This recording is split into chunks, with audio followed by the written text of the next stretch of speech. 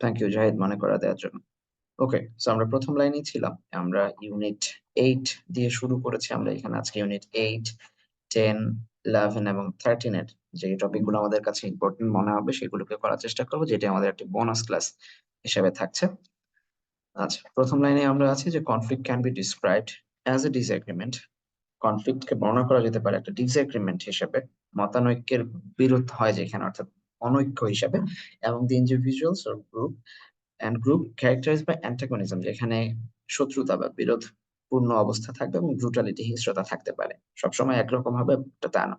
Usually এটা হয় যখন দুইটা বিবাদমান গ্রুপ এগ্রি করতে পারে না কিসের উপরে, একটা পিসফুল রেজলিউশনের উপরে। তাদের মধ্যে কোনো শান্তিপূর্ণ সংবিধান রচিত হয় না, বা শান্তিপূর্ণ পরিস্থিতিতে যারা পৌঁছাইতে পারে না যে কোনো একটা কন্টেনশিয়াস ইস্যুর উপরে। কন্টেনশিয়াস মানে আমরা বুঝছি বিবাদমান যে ইস্যু, সেটার উপরে। Very often elements of conflict, কনফ্লিক্টের যে উপাদানগুলো সেইগুলো, সাচ এস কনফ্লিক্টের উপাদানগুলো কি কি, এই এলিমেন্ট গুলোকে আগে বর্ণনা করতেছে। এরা হচ্ছে এলিমেন্টের অংশ। Opposing interest or needs, interest এর অপোজিশনে থাকা বা নিড এর অপোজিশনে থাকা, অর্থাৎ মতানৈক্যের বিরোধিতা তৈরি হওয়া। যখন আমরা আমরা এই ওয়ার্ডটা প্রায় ইউজ করি যে কনফ্লিক্ট অফ ইন্টারেস্ট, মানে তোমার আর আমার ইন্টারেস্ট একই রকম হচ্ছে না, সেই জায়গাটা, সেই পজিশনে থাকাটা। মিসআন্ডারস্ট্যান্ডিং, মাঝে মাঝে ভুল বোঝাবুঝি হয় আমাদের মধ্যে, নিজেদের মধ্যে ভুল বোঝাবুঝি হয়, ঠিক আছে। তারপরে স্ট্রেস থাকতে পারে, ফ্রাস্ট্রেশন থাকতে পারে, ল্যাক অফ কমিউনিকেশন থাকতে পারে। এই কয়টা হচ্ছে এলিমেন্টের মধ্যে পড়ে, ঠিক আছে। তাহলে এলিমেন্ট গুলো হচ্ছে, এক নাম্বার হচ্ছে interest, opposing interest, misunderstanding, stress, একটু দাগ দিয়ে নাও বইয়ে। 4 নাম্বার হচ্ছে ফ্রাস্ট্রেশন, 5 নাম্বার হচ্ছে ল্যাক অফ কমিউনিকেশন। এই 5টা ইস্যু এলিমেন্টের মধ্যে থাকতে পারে। মৌরি, কথা বুঝতে পারতেছো না ভাইয়া? সবার কাছে কি কথা স্পষ্ট লাগতেছে?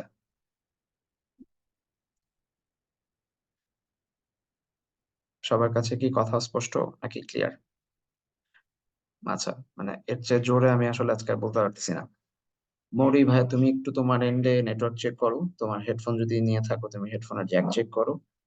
হ্যাঁ। আর বাদ বাকি আমার মনে হয় যে আমার নেটওয়ার্ক ঠিক আছে ইনশাল্লাহ। আচ্ছা, ওকে, সো এলিমেন্ট গুলো হচ্ছে এই 5টা। এইগুলা contribute to the escalation of hostility. তার মানে এই জায়গায় এলিমেন্ট হচ্ছে সাবজেক্ট, অথবা এলিমেন্ট অফ কনফ্লিক্ট, কনফ্লিক্ট পুরোটা হচ্ছে সাবজেক্ট।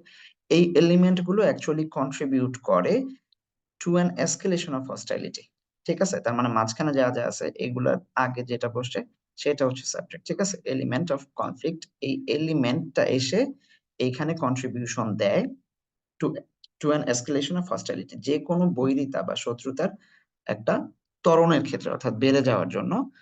কথা বেজে বেজে আসে। আমি ফুল ভলিউমে আছি ভাইয়া, মানে পিসিতে ফুল ভলিউম। নেটওয়ার্কের সমস্যা যাদের বেজে বেজে আসবে। Anyway, however, not all conflicts lead to fights, and a third party intervention often resolves a conflict. আচ্ছা, however, সব সব ইয়াই ফাইটের দিকে আগায় না। যেটা আমি বলছি যে ব্রুটালিটি থাকতেও পারে, না থাকতে পারে সবকিছুতে, নট নেসেসারি যে সবকিছুতে ব্রুটালিটি থাকবে। আচ্ছা, সেই জায়গায় সবকিছু ফাইটের দিকে আগায় না। এর বাইরে আমরা দেখব যে থার্ড পার্টি ইন্টারভেনশন যদি হয় কোথাও, অর্থাৎ তৃতীয় পক্ষ, থার্ড পার্টি মানে হচ্ছে দুইটা বিবাদমান পক্ষের মধ্যে এক পক্ষ মারামারি করতেছে, এ গ্রুপ মারামারি করতেছে বি গ্রুপের সাথে, মাঝখানে সি গ্রুপ হচ্ছে তাদের দুইজনের পক্ষে, মানে থামাচ্ছে তাদেরকে যে ভাই মারামারি করো না। লাইক এখন কাতার যেটা করতেছে এই মুহূর্তে, যদি উদাহরণ দিই, যে থার্ড পার্টি ইন্টারভেনশন হচ্ছে কাতারের মধ্যে, যেখানে ফিলিস্তিন এবং আমরা দেখতে পাচ্ছি যে ইসরায়েলের মধ্যে, ফিলিস্তিন রাষ্ট্র এবং ইসরায়েলের মধ্যে একটা মানে অরাষ্ট্র আর কি, যেটা রাষ্ট্রই না, তারা আহ মারামারি করতেছে। মাঝখানে কাতার হচ্ছে দুইটা দেশের মধ্যে, ইসরায়েলের সাথে ইউএসও আছে, সো দুইটা দেশকে নিয়ে সে হচ্ছে মধ্যস্থতাকারী হিসেবে, যে আর ঝগড়াটা করেন না, মারামারি করেন না। এই থার্ড পার্টি ইন্টারভেনশনটা মাঝে মাঝে রিজলভস আ কনফ্লিক্ট। এই ইন্টারভেনশন মানে মধ্যস্থতা, হাত ঢোকানো, নাক গলানো, এই ধরনের জিনিসে বসে। পজিটিভলি নিব আমরা এটা। সেইটা রিজলভ করে, সমাধান করে ফেলে, সলিউশন দেয়, ঠিক আছে। সলিউশন দেয় কনফ্লিক্টের ক্ষেত্রে। এগুলো এমসিকিউর জন্য একটু রাখো, যে কার ইন্টারভেনশনের কারণে হচ্ছে থার্ড পার্টি কি হয়, কনফ্লিক্ট রিজলভ হয়, এলিমেন্ট গুলা কি কি, কোন কোন কারণে হয়, ডিসএগ্রিমেন্ট হিসেবে ডিসক্রাইব করা, এগুলো জাস্ট একটু মনে রেখো। Conflict is an inevitable part of our life, আমাদের জীবনের ইনএভিটেবল, যেটাকে কখনোই অ্যাভয়েড করা যায় না, আনঅ্যাভয়েডেবল। ঠিক আছে, আনঅ্যাভয়েডেবল একটা পার্ট, যেটা কোনোদিনই তুমি থামাইতে পারবে না, কারণ কনফ্লিক্ট হবেই। মানে তুমি যদি ফ্যামিলিতেও দেখো, দেখবা যে আমাদের মধ্যে নিজেদের মধ্যে মতানৈক্য তৈরি হয়। তোমরা এখানে একটা গ্রুপ, আমরা আমরা একটা গ্রুপ, মানে টিচার গ্রুপ, স্টুডেন্ট গ্রুপ যদি এভাবে দেখি, বা বিজনেস সেন্সে যদি আমরা সেলার, তোমরা বায়ার, আমাদের মধ্যে কনফ্লিক্ট হচ্ছে না মাঝে মাঝে, যে ভাই এটা পাচ্ছি না, এটা পাচ্ছি না, আমরা মনে করতেছি যে আমরা যথেষ্ট দিচ্ছি, তোমরা নিচ্ছ না, আবার তোমরা মনে করতেছো যে আমরা যথেষ্ট পড়তেছি, কিন্তু ভাইয়ারা মনে করতেছে তোমরা কিছুই পড়তেছো না। এই যে এই যে কনফ্লিক্ট গুলো আমাদের লাইফে, এইটা ইনএভিটেবল, যেটা কোনোদিনই কোনোভাবে এটাকে থামানো যাবে না, এটা অবিসম্ভাবী। ঠিক আছে, ঘটবেই, বাংলায় যেটাকে আমরা বলি অবিসম্ভাবী। It is as varied as causes of that contribute to it. এই যে কজ গুলো যে অনেক বৈচিত্র্যময় ছিল, যে কোন কোন কারণে হয়, একটু আগের ফেজে যা যা দেখলাম এলিমেন্ট গুলা, সেইটার কজের মতো এই কনফ্লিক্ট হচ্ছে, ইট মানে হচ্ছে এইটা, এই কনফ্লিক্ট ইটসেলফ নিজেই একটা বৈচিত্র্যময়। তার যে কারণগুলো আছে সেটা যেমন বৈচিত্র্যময়, কনফ্লিক্ট নিজেই বৈচিত্র্যময়। কেন? All of us have our own opinions, আমাদের নিজেদের অপিনিয়ন, আইডিয়া, বিলিফ থাকে। মানে আমাদের যে মতামত, আমাদের যে আদর্শ, আমাদের যে বিশ্বাস, এগুলো নিজেদের মতো করে ভিন্ন রকম থাকে। হয়তো সবাই একটা বিলিফের মধ্যে থাকি, কিন্তু দেখবা যে আমাদের আবার অপিনিয়ন আলাদা আলাদা। আমি পার্থক্যটা বোঝানোর জন্য একটু বলি। ধর আমরা সবাই মুসলিম, যারা মুসলমান ধর্মে আছে, হ্যাঁ, মুসলমান, যারা হিন্দু ধর্মে আছে তারা সবাই হিন্দু, বিশ্বাসের জায়গায় হয়তো হিন্দু এবং মুসলিম আলাদা হয়েছে। এবার সব মুসলিম কি বিলিভ করে যে নামাজের মধ্যে হাত উঠানো যায়, প্রত্যেক রাকাতে হাত উঠাইতে হয়, রুকু সেজদার আগে হাত উঠাইতে হয়? সব মুসলিমের মতামত কি এটা? এক না। সব মুসলিম কি বিলিভ করে যে, সব হিন্দু কি বিলিভ করে যে গরু খাওয়া যাবে না, বা বিফ বিফ হারাম ওদের জন্য?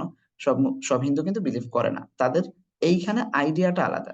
তারা মনে করে যে এটা তো একটা মাংসই, তারা মনে করে হাত উঠানোর দরকার কি, একবার তো উঠাইছি মুসলমানরা। সো আমাদের বিলিফ এক হইলেও, মানে দেয়ার আর সেভারাল টাইমস যেখানে আমরা দেখবো যে আমাদের অপিনিয়ন এন্ড আইডিয়া গুলো ডিফারেন্ট হইতে পারে। আবার আইডিয়া ডিফারেন্ট, কিন্তু আমাদের বিলিফের জায়গা সেম হইতে পারে। আমরা যেমন বাঙালি, ঠিক আছে, আমাদের মধ্যে নিজেদের আইডিয়া এবং অপিনিয়ন আলাদা থাকতে পারে, কিন্তু আমরা বিলিভ করি যে আমরা বাঙালি, এই ধরনের। We also have our own way of looking at things, and we act according to what we think is proper. প্রত্যেকে করি এটা। তোমরা যারা 10 ঘন্টা পড়ো, তারা মনে করো যে এটাই আমার জন্য প্রপার। আর যারা 2 ঘন্টাও পড়ো না, তারা মনে করো যে এত সময় যে দিছে 1 ঘন্টা 59 মিনিট, এটাই তো অনেক কিছু, আর কত পড়বো। ঠিক আছে, সো আমরা দেখব যে আমরা যেটাকে প্রপার মনে করি, যেটা আমরা মনে করি যে right, what we think is proper or right, যেটাকে আমরা সঠিক মনে করি, আমরা সেটাই করি। আমি উপন্যাসের নাম ভুলে গেছি, কিন্তু খুব বিখ্যাত একটা উপন্যাসের আহ শুরুটা হচ্ছে এরকম যে, আসামিকে ধরে নিয়ে যায়, সে খুনের আসামি, অর্থাৎ মার্ডার কেসের আসামি। তাকে যখন জিজ্ঞেস করা হয় যে তোমাকে কেন ফাঁসি দেওয়া হচ্ছে, ও বলছে যে আমি আমার নিজেকে ডিফেন্ড করতে যেয়ে ফাঁসিতে ঝুলতেছি।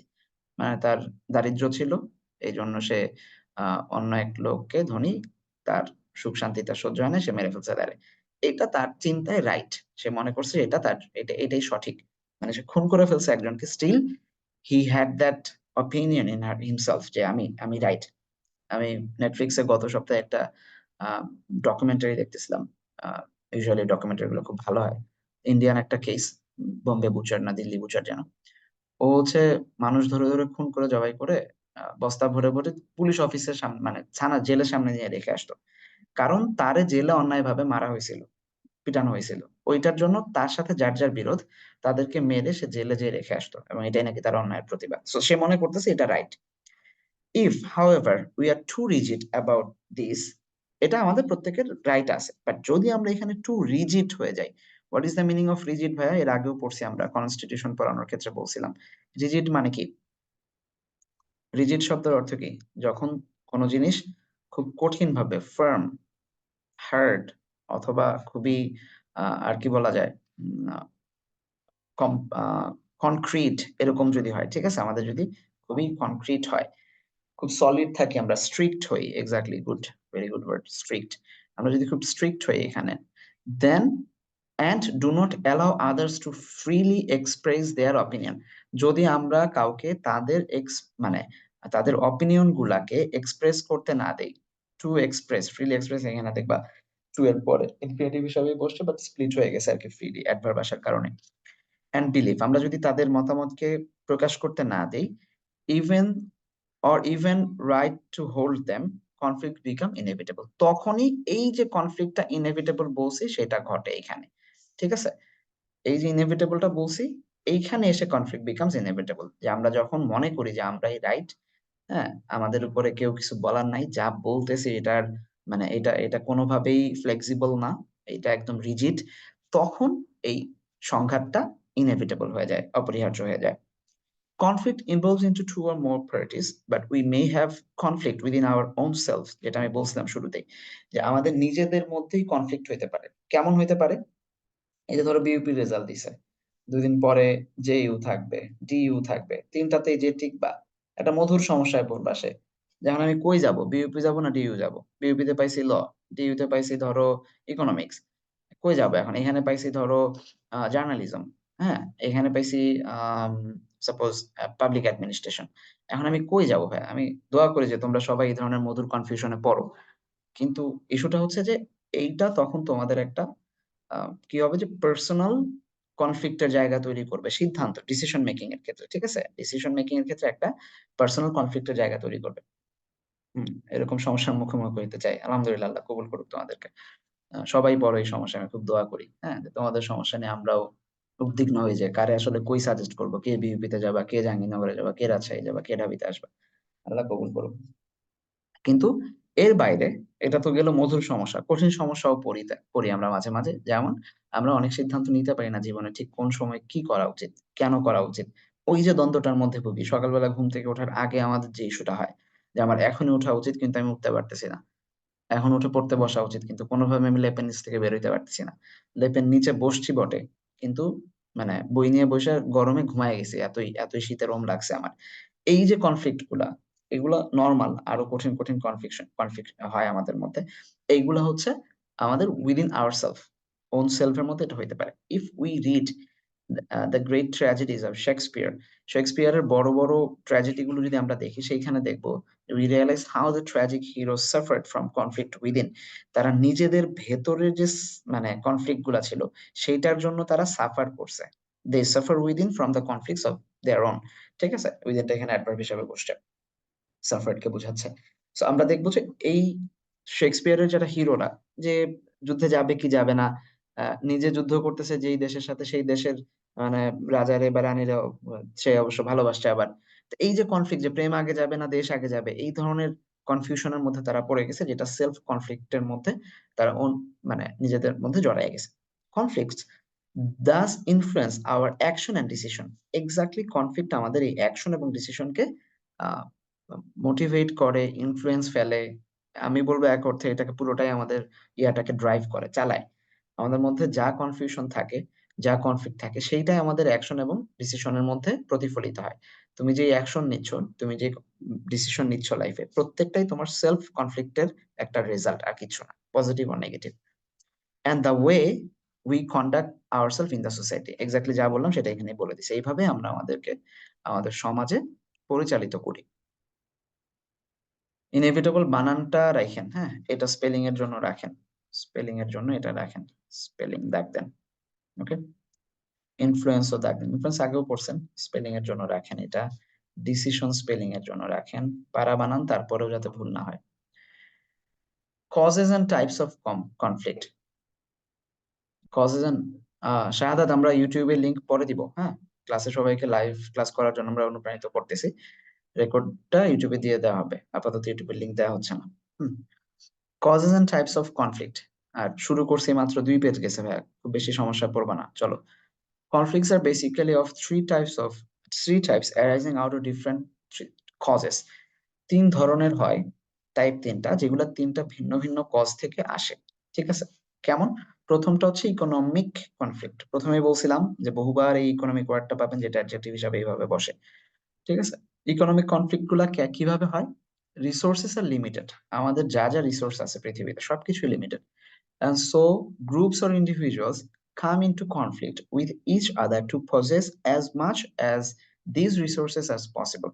আচ্ছা, এই জন্য আইদার গ্রুপ অর ইন্ডিভিজুয়াল, প্রত্যেক ক্ষেত্রে আমরা দেখব, ঠিক আছে, গ্রামে দেখবা যে এক লোক, এটা ধরো একটা ক্ষেত, সামনে গত বছর ধান লাগাইছিল এইভাবে এইভাবে এইভাবে এইভাবে ধান গেছিল।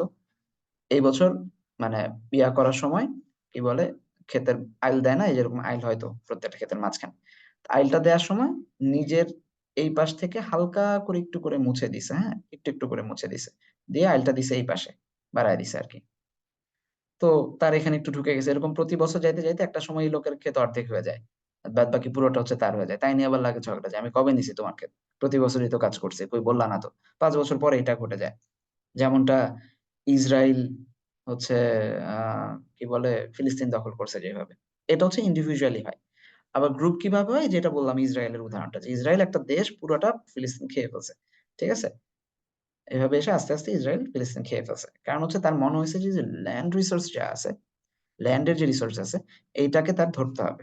সো কোনো না কোনো ভাবে এটা মানে যুদ্ধ টুদ্ধ লেগে ইউএসএ বহুদিন বহুদিন আফগানিস্তানে মানে আহ, আফগানিস্তান এবং ইরাক দুই জায়গায় হচ্ছে তারা কি করছে, আহ কি বলে এটাকে, কনফ্লিক্ট চালায় গেছে, মানে আমি ভাষা এই ক্লাসের ল্যাঙ্গুয়েজ রাখতে যাচ্ছি আর কি।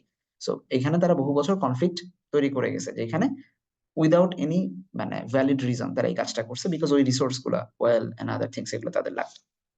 সো এটা হইতে থাকে, Das giving rise to hostile behaviour among those involved. ওই একই জিনিস, যারা যারা ইনভলভ হয় এখানে, তাদের মধ্যে একটা হস্টাইল পরিবেশ তৈরি হয়। ভ্যালু কনফ্লিক্ট, কনফ্লিক্টের আরেকটার মধ্যে হচ্ছে যেখানে মূল্যবোধ নিয়ে, ভ্যালু মানে হচ্ছে মূল্যবোধ, মূল্যবোধ, আইডিয়াস, হ্যাঁ, মূল্যবোধ বা আইডিয়া নিয়ে conflict. It is concerned a value of conflict, concerned with the varied preference and ideologies that people have as their principles. মানুষ তাদের মূলনীতি হিসাবে যেই যেই প্রেফারেন্স গুলা, যেই আইডিওলজি গুলা, আদর্শ বা প্রেফারেন্সের বাংলা আমি কি বলবো, মানে ভালো বাংলা কি হয়, মানুষ তাদের আহ পছন্দ অনুযায়ী, মানে যেটা তাদের হচ্ছে ধরো করতে ভাল লাগে, সেটাই তো ডিসিশন, তাই না?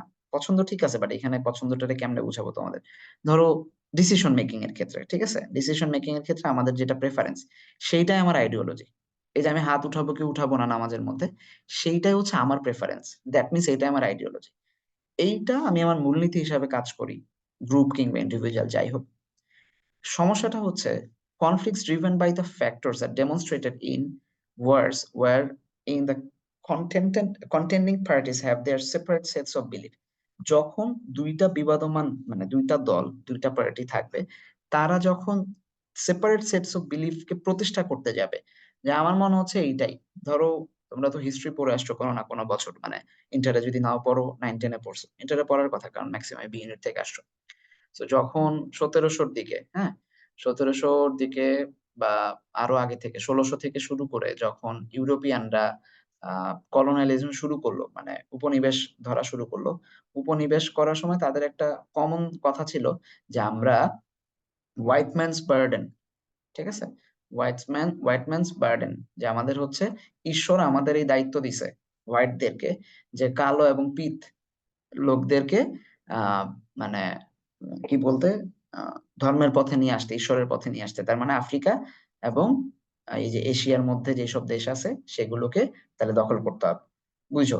তারা তাদের এই মতবাদ প্রতিষ্ঠার জন্য, শুধু যে এটা ব্যাপারটা তা না, ইকোনমিক ইয়া তো ছিল ডেফিনেটলি, কিন্তু তাদের এইটাও একটা অন্যতম কারণ ছিল, যে তারা বলার চেষ্টা করছে যে আমাদের আহ যে হোয়াইট ম্যানস বার্ডেন, যেটা যে ধর্মটাকে প্রচার করতে হবে, এইটা আহ প্রতিষ্ঠার জন্য তারা হচ্ছে দেশ দখল করা শুরু করছে, তাহলে যুদ্ধটা তারা এখানে শুরু করছে, তাদের এই ভ্যালুর সাথে আমাদের ভ্যালুর কনফ্লিক্ট হয়েছে। এবং এই যে তোমরা উইলিয়াম কেরির নাম জানো, বাংলায় পড়ছো তোমরা, উইলিয়াম কেরি কি করছিলেন কে বলতে পারো, উইলিয়াম কেরিকে চিনো তো? উইলিয়াম কেরি চিনেন, উইলিয়াম কেরিকে? উইলিয়াম কেরি, বাংলা পড়ছেন না, গ্রামার পড়ানোর কথা তো সাইফ স্যার, উইলিয়াম কেরি কি ব্যাপার? ব্যাকরণ বাংলা বাংলা গ্রামার লিখছেন, এক্স্যাক্টলি, উনি কিন্তু একজন পাদ্রী ছিলেন মূলত, হ্যাঁ খ্রিস্টান পাদ্রী। তো উনি যেটা করতেন, উনি গ্রামে গ্রামে যাইতেন, যে মানুষকে হচ্ছে হিন্দু ধর্ম থেকে, তখন যেহেতু হিন্দু আর মুসলিমরাই বেশি ছিল, হিন্দু ধর্ম থেকে খ্রিস্টান করতেন, যে তোমরা তোমরা খ্রিস্টান হও, এটা এটা বেনিফিট পাবা, ওইটা এটা পাবা। তুমি দূর গ্রামে গেলে দেখবা যে এখানে খ্রিস্টান ধর্ম পৌঁছানোর কোনো উপায়ই নাই, কিন্তু সেটা বাংলা যারা এই মানে বাংলায় শিক্ষাবিদ হিসাবে পাদ্রী হিসাবে আসছিলেন ব্রিটেন থেকে, তারা এই কাজগুলো করে গেছে। পাওয়ার কনফ্লিক্ট, কখন পাওয়ার কনফ্লিক্ট হয়? ক্ষমতার দ্বন্দ্ব কখন হয়? ক্ষমতার দ্বন্দ্ব কখন হয়? ক্ষমতার দ্বন্দ্বটা হয় আমরা দেখব, it occurs when parties involved, যারা যে পার্টিগুলো ইনভলভ থাকবে, intend to maximise their influence they have, তাদের যে ক্ষমতাটা আছে, ইনফ্লুয়েন্সটা আছে, সেটাকে যখন আরো ম্যাক্সিমাইজ করতে যায়, তখন সেটা, ধরো ইউএস এর ক্ষেত্রে কি ঘটছে, ইউএস এর সারা জীবন মিত্র হচ্ছে Saudi Arabia, kingdom of Saudi Arabia, ঠিক আছে, কেএসএ। তখন দেখছে যে মিডল ইস্ট কে কন্ট্রোল করা যাচ্ছে শুধু সৌদি আরবকে দিয়ে, তখন তারা ভাবলো তাহলে আফগানিস্তানটাও ধরতে হবে, কারণ তারা আমাদের কথা শুনে না। ইরাকে তখন সাদ্দাম হোসেন, তারা ইউএস এর কথা শুনে না। তখন তারা এই পাওয়ারটাকে আরো ম্যাক্সিমাইজ করার জন্য তাদের সাথে যুদ্ধ করছে, এবং বহু বছর ধরে ইরানের সাথে লেগে আছে, যেমনি হোক ইরানটা দখল দিবে, ঠিক আছে। এই জিনিসগুলো হচ্ছে যখন কোনো পার্টির ইনফ্লুয়েন্স আছে সৌদি আরবের উপরে। কাতারের সাথে তাদের সম্পর্ক খুব ভালো, ঠিক আছে, যদিও কাতার মানে ওইভাবে ইনভলভ না। লেবানন বা অন্যান্য দেশে তাদের পরিস্থিতি ভালো আছে। সেই ইনফ্লুয়েন্সটাকে আরো ম্যাক্সিমাইজ করার ইন্টেনশনটা যখন থাকে, তখন হচ্ছে একটা কনফ্লিক্ট শুরু হয় পাওয়ারের, ক্ষমতা। Such a situation can happen among individuals, group or even nations. আমি নেশন দিয়ে উদাহরণ দিলাম, তোমরা এটা গ্রুপ ভিত্তিকও পাবা। নিজেদের মধ্যে ক্লাসের মধ্যে দেখবা যে ক্যাপ্টেনের সাথে জোরাজুরি করে আরেকজন এটা এটা করে। গ্রুপ বিজনেসে দেখবা যে দুই তিনজন মিলে আরেকজনকে ভাগায় দেয় বা ক্ষমতার লড়াইয়ে লিপ্ত হয়। ইন্ডিভিজুয়ালি আমরা দেখবো যে একজন আরেকজনের সাথে তোমার আহ কোনো একটা ঝামেলা হইলে, বাসার মধ্যে ধরো বড় বড় ভাই বোন যারা থাকে, তারা সবসময় কি করে, ছোটটার উপরে একটা প্রহসন চালায় অলওয়েজ, ঠিক আছে। এই জিনিসগুলো হয়। এটা গেল যে তিনটা ডিফারেন্ট জায়গা থেকে কি তিনটা তিনটা আসে, তাহলে একটা প্রথমটা ছিল হচ্ছে কি কি আমার একটু বলো। প্রথমটা হচ্ছে ইকোনমিক, ইকোনমিক কনফ্লিক্ট। দ্বিতীয়টা হচ্ছে ভ্যালু কনফ্লিক্ট। 3 নাম্বারটা হচ্ছে পাওয়ার কনফ্লিক্ট। এই তিনটা হচ্ছে আমাদের কনফ্লিক্টের আইডিয়া। এর বাইরে আমরা দেখবো যে বিভিন্ন স্টেপ থাকে, আরো আরো কিছু টাইপসের তাদের ক্লাসিফাইড করা যায়, ব্যক্তি কেন্দ্রিক যখন হয় বা গ্রুপ কেন্দ্রিক যখন হয়। এই তিনটাই মানে এই ইকোনমিক ভ্যালু বা পাওয়ারের যে কনফ্লিক্ট, সেটা আবার হইতে পারে ইন্টারপার্সোনাল। দুটা মিনিং আশা করি তোমরা জানোই, ইন্টার আর ইন্ট্রা, দুটার মানে কি বলতে পারো? কেউ একজন হাত তোলো দেখি বলার জন্য। ভাইয়া, তোমাকে একটু বুঝাই দাও, কেউ একজন, একজন হাত তুললে হবে। আলামিন বিশ্বাস, আলামিন বিশ্বাস। জি স্যার, আসসালামু আলাইকুম। ওয়ালাইকুম আসসালাম ভাইয়া। ইন্টার আর ইন্ট্রা মানে বুঝো? আমি যদি বলি ইন্ট্রা, ইন্টার ক্লাস আর ইন্টার ক্লাস মানে কি? জি স্যার, ইন্টার হলো দুইজন ব্যক্তির মধ্যে যে ঝামেলা। হুম, আর ইন্ট্রা হলো একজন ব্যক্তির নিজের মধ্যে, নিজের সাথে নিজের যে ঝামেলা, বিভিন্ন মানে যদি মতাদর্শ নিয়ে, মতামত নিয়ে আর কি। আমি যদি এই যে ক্লাস দিয়ে বুঝাই, ক্লাস, তাহলে কি হবে? আমি যেটা লিখলাম আর কি, স্ক্রিনে দেখতে পাচ্ছ তো, যে ইন্টার ক্লাস আর ইন্টার ক্লাস মানে কি? ইন্টার ক্লাস হলে হবে উম, দুইটা ক্লাসের মধ্যে মানে যে ঝামেলা।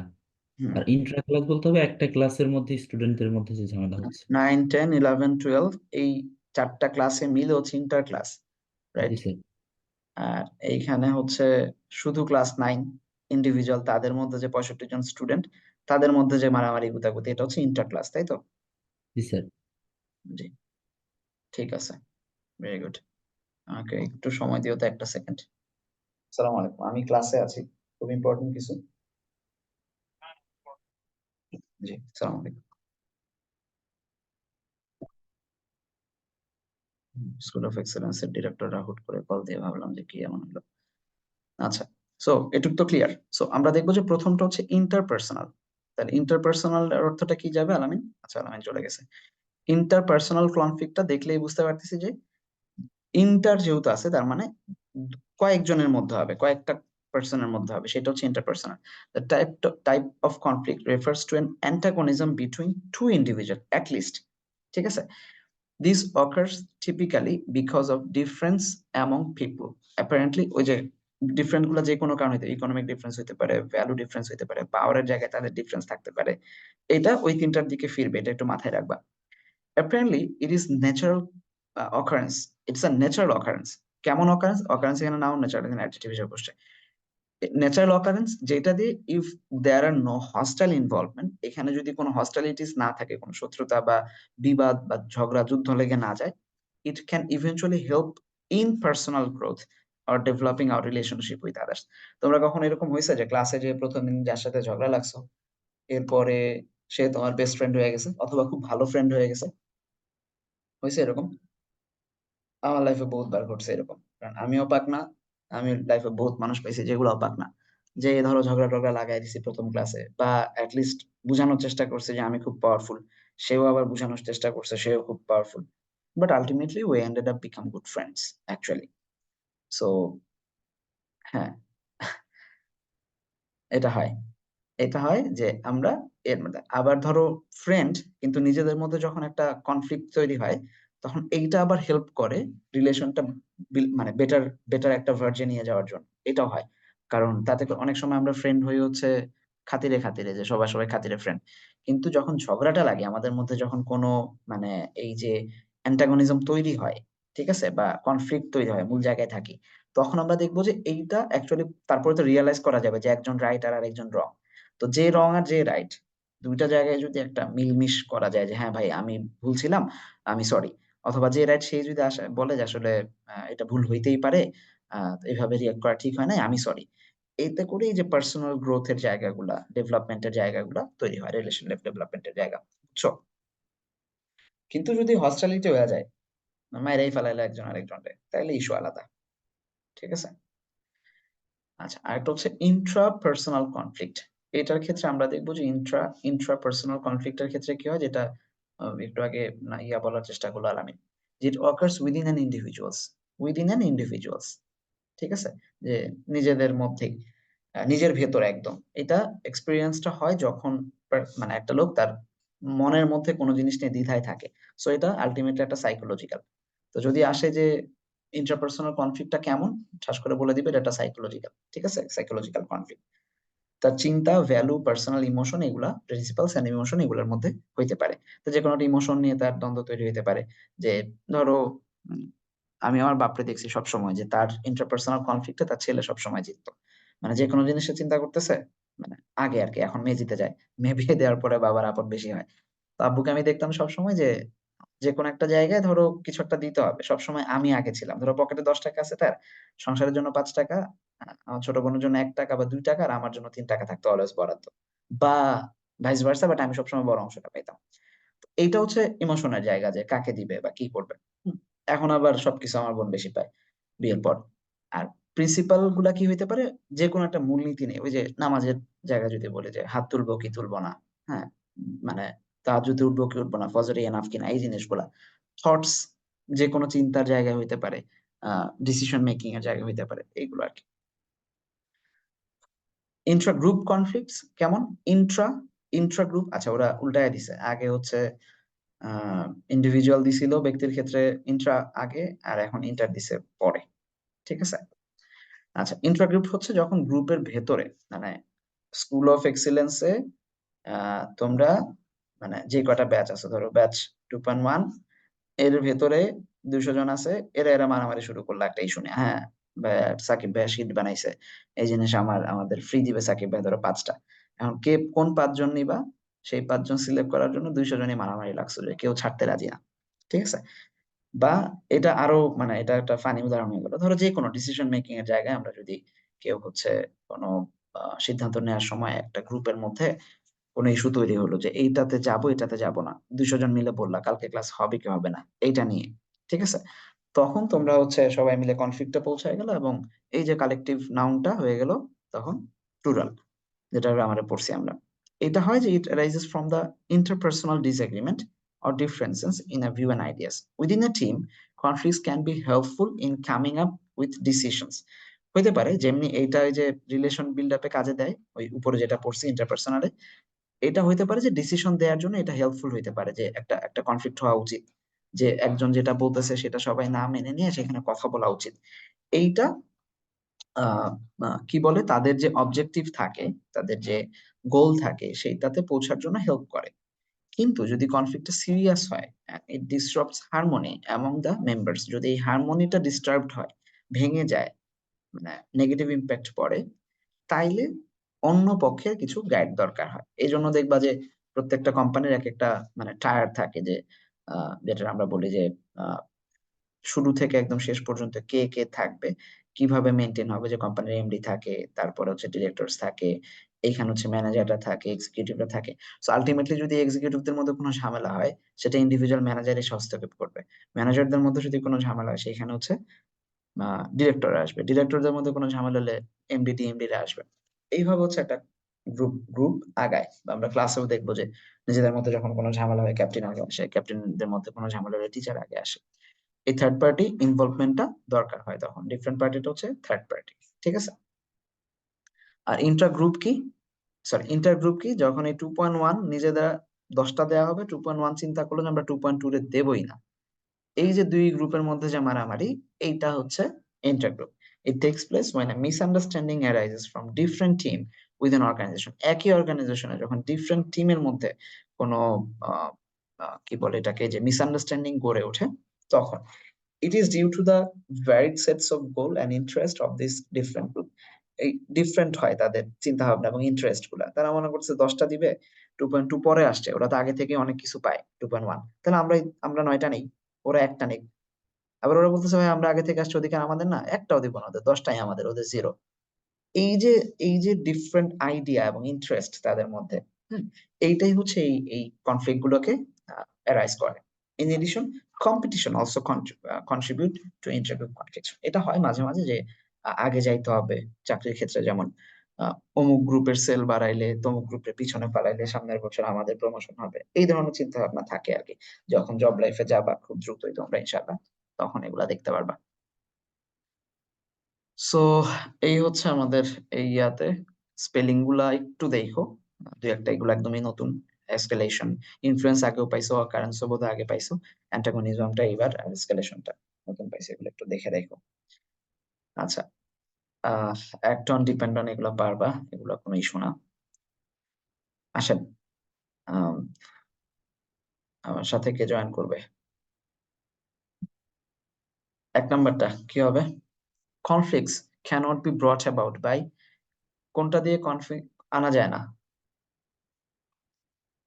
অ্যান্টাগনিজম, ডিসএগ্রিমেন্ট, ব্রুটালিটি, কোএক্সিস্টেন্স। কোনটা হইলে কনফ্লিক্ট হয় না? অ্যান্টাগনিজম থাকলে হবে, ডিসএগ্রিমেন্ট থাকলে হবে, ব্রুটালিটি থাকলেও হবে। কনফ্লিক্ট হবে না যদি কোএক্সিস্টেন্স থাকে। তার মানে এইটা হচ্ছে এবার আমার অ্যান্সার। ঠিক আছে, তাহলে ডি নাম্বারটা হচ্ছে আমার উত্তর, এটাই হচ্ছে অ্যান্সার। আর ভাই বোনা যে ভাই এটা কেটে দিছে।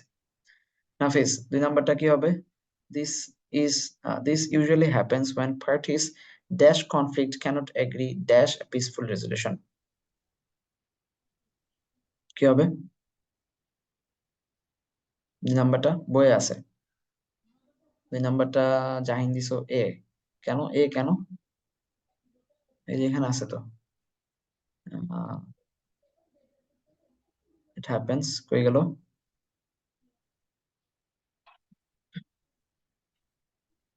টু হওয়ার কথা প্রথমে, দাঁড়াও, কত নাম্বার লাইনে মনে আছে? আমি ভুলে গেছি, মানে ভুলে গেছি বলতে আমি আসলে মনে রাখতে পারতেছি না।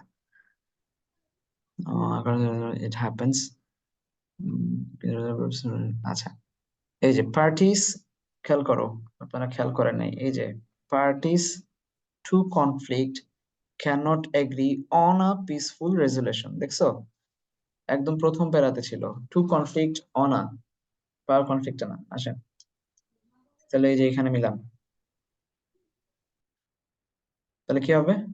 পার্টিস টু কনফ্লিক্ট, যেটা ছিল parties to conflict on a peaceful resolution, তাহলে টু আর অন আছে হচ্ছে এখানে, এখানে ইন আর টু নাই। সি নাম্বারটা এখানে অন আছে বটে, বাট এই পাশের অনটা নাই। Okay, which one is not antonymous to escalation? এসকেলেশনের অ্যান্টোনিম কোনটা, এটা বলছে তাই না? এসকেলেশন মানে হচ্ছে কি, ত্বরান্বিত করা বা বাড়িয়ে দেয়া, জ্বালায় পুড়ে দেয়া, সেটার অ্যান্টোনিম কোনটা, এটা চাইছে না? এই যে এ বি সি ডি ধূপধাপ দিয়ে যাচ্ছ, তাসনিম, মুমতাহিনা, মুনতাহা, কোন প্রশ্নের এ বি দিচ্ছ সেটা তো বুঝতেছি না। আজকে ক্লাস শেষ, বোনাস ক্লাস দিচ্ছে, এরপরেও যদি তোমরা এই ভুল করো তাহলে কই যাই? আচ্ছা, অ্যান্টোনিমাস চাইছে নাকি কি চাইছে? সিনোনিম চাইছে, কারণ শুরুতে নট আছে, নট অ্যান্টোনিমাস মানে হচ্ছে সিনোনিম চাইছে। আচ্ছা, সিনোনিম মানে হচ্ছে যখন আমরা দেখবো কোনো জিনিসকে বাড়ায়, এসকালেশনের জায়গায় বিকশিত করে। বার্গেন মানে আমরা দেখবো যে বিকশিত করা।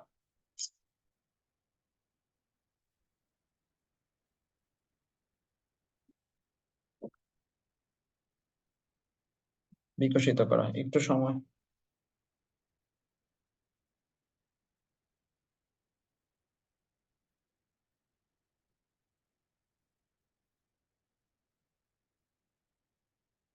তোমরা কি শুনতে পাচ্ছ আমাকে?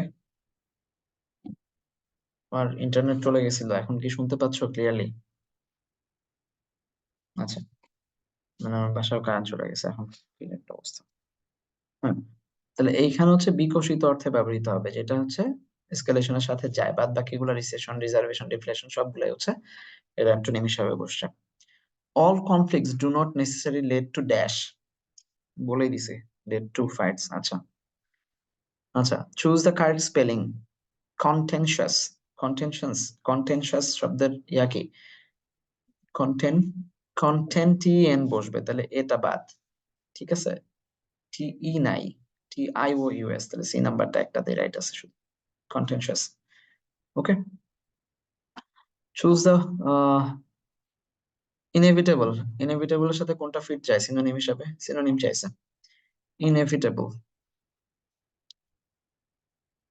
Inevitable number 6। ইনএভিটেবল মানে অপরিহার্য, অবিসম্ভাবী।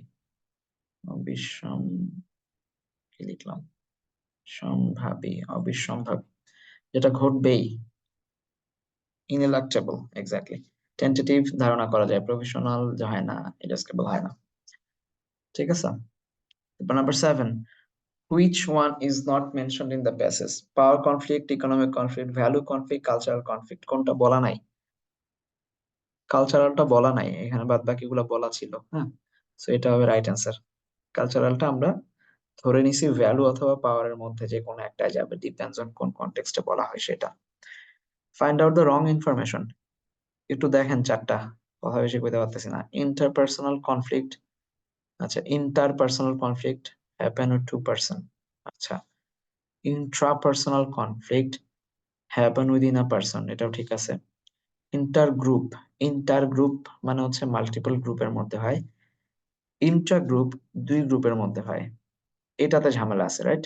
ইন্ট্রা হইলে এই একটা গ্রুপের মধ্যে মেম্বার্সদের মধ্যে হয়, মেম্বার্সদের মধ্যে ঝামেলা হয়, সো ডি নাম্বারটা হবে রাইট অ্যান্সার।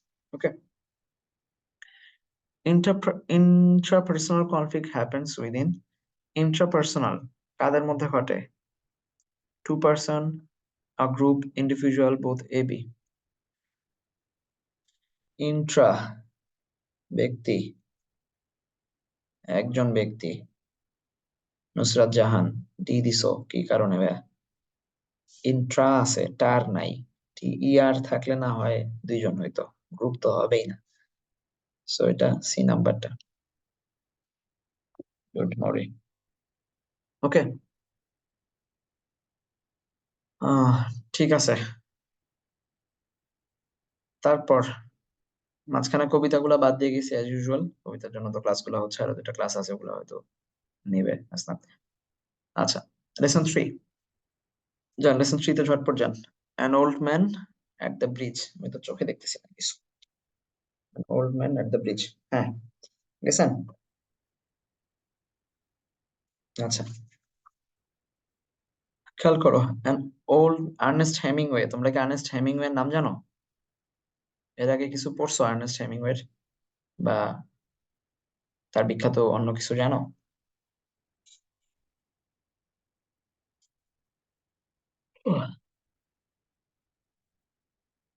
আচ্ছা, তোমাদের না ইয়া পড়াইছে, লিটারেচার পড়াইছে, আজকেই তো লিটারেচার পরীক্ষা, কি দিবা?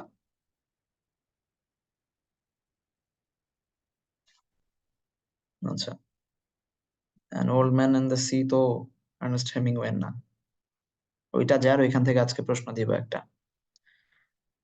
স্ক্রিন ক্লিয়ার না, বইয়ে যান নাই? আপনার বই কোথায়?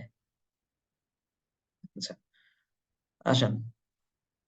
আর্নেস্ট হেমিংওয়েকে পড়ায় নাই, আচ্ছা ঠিক আছে, এটা পড়ে রাখেন যে man and old at bridge, এটা হচ্ছে old man at the bridge, এটা আর্নেস্ট হেমিংওয়ে। আচ্ছা, আসেন। অ্যান ওল্ড ম্যান, এটা একটু ঘোলা ঘোলা আছে কারণ আমি হচ্ছে বই থেকে কপি করছি, তোমরা একটু বইয়ে যাও, সেখানে মানে খুব ভালো করে দেখতে পারবা। আমি নিজেও একটু বইটা ওপেন করি আর এখানে দাগায় যাই, ঠিক আছে? সবাই একটু বইয়ে চলে যান। বইয়ের কত number page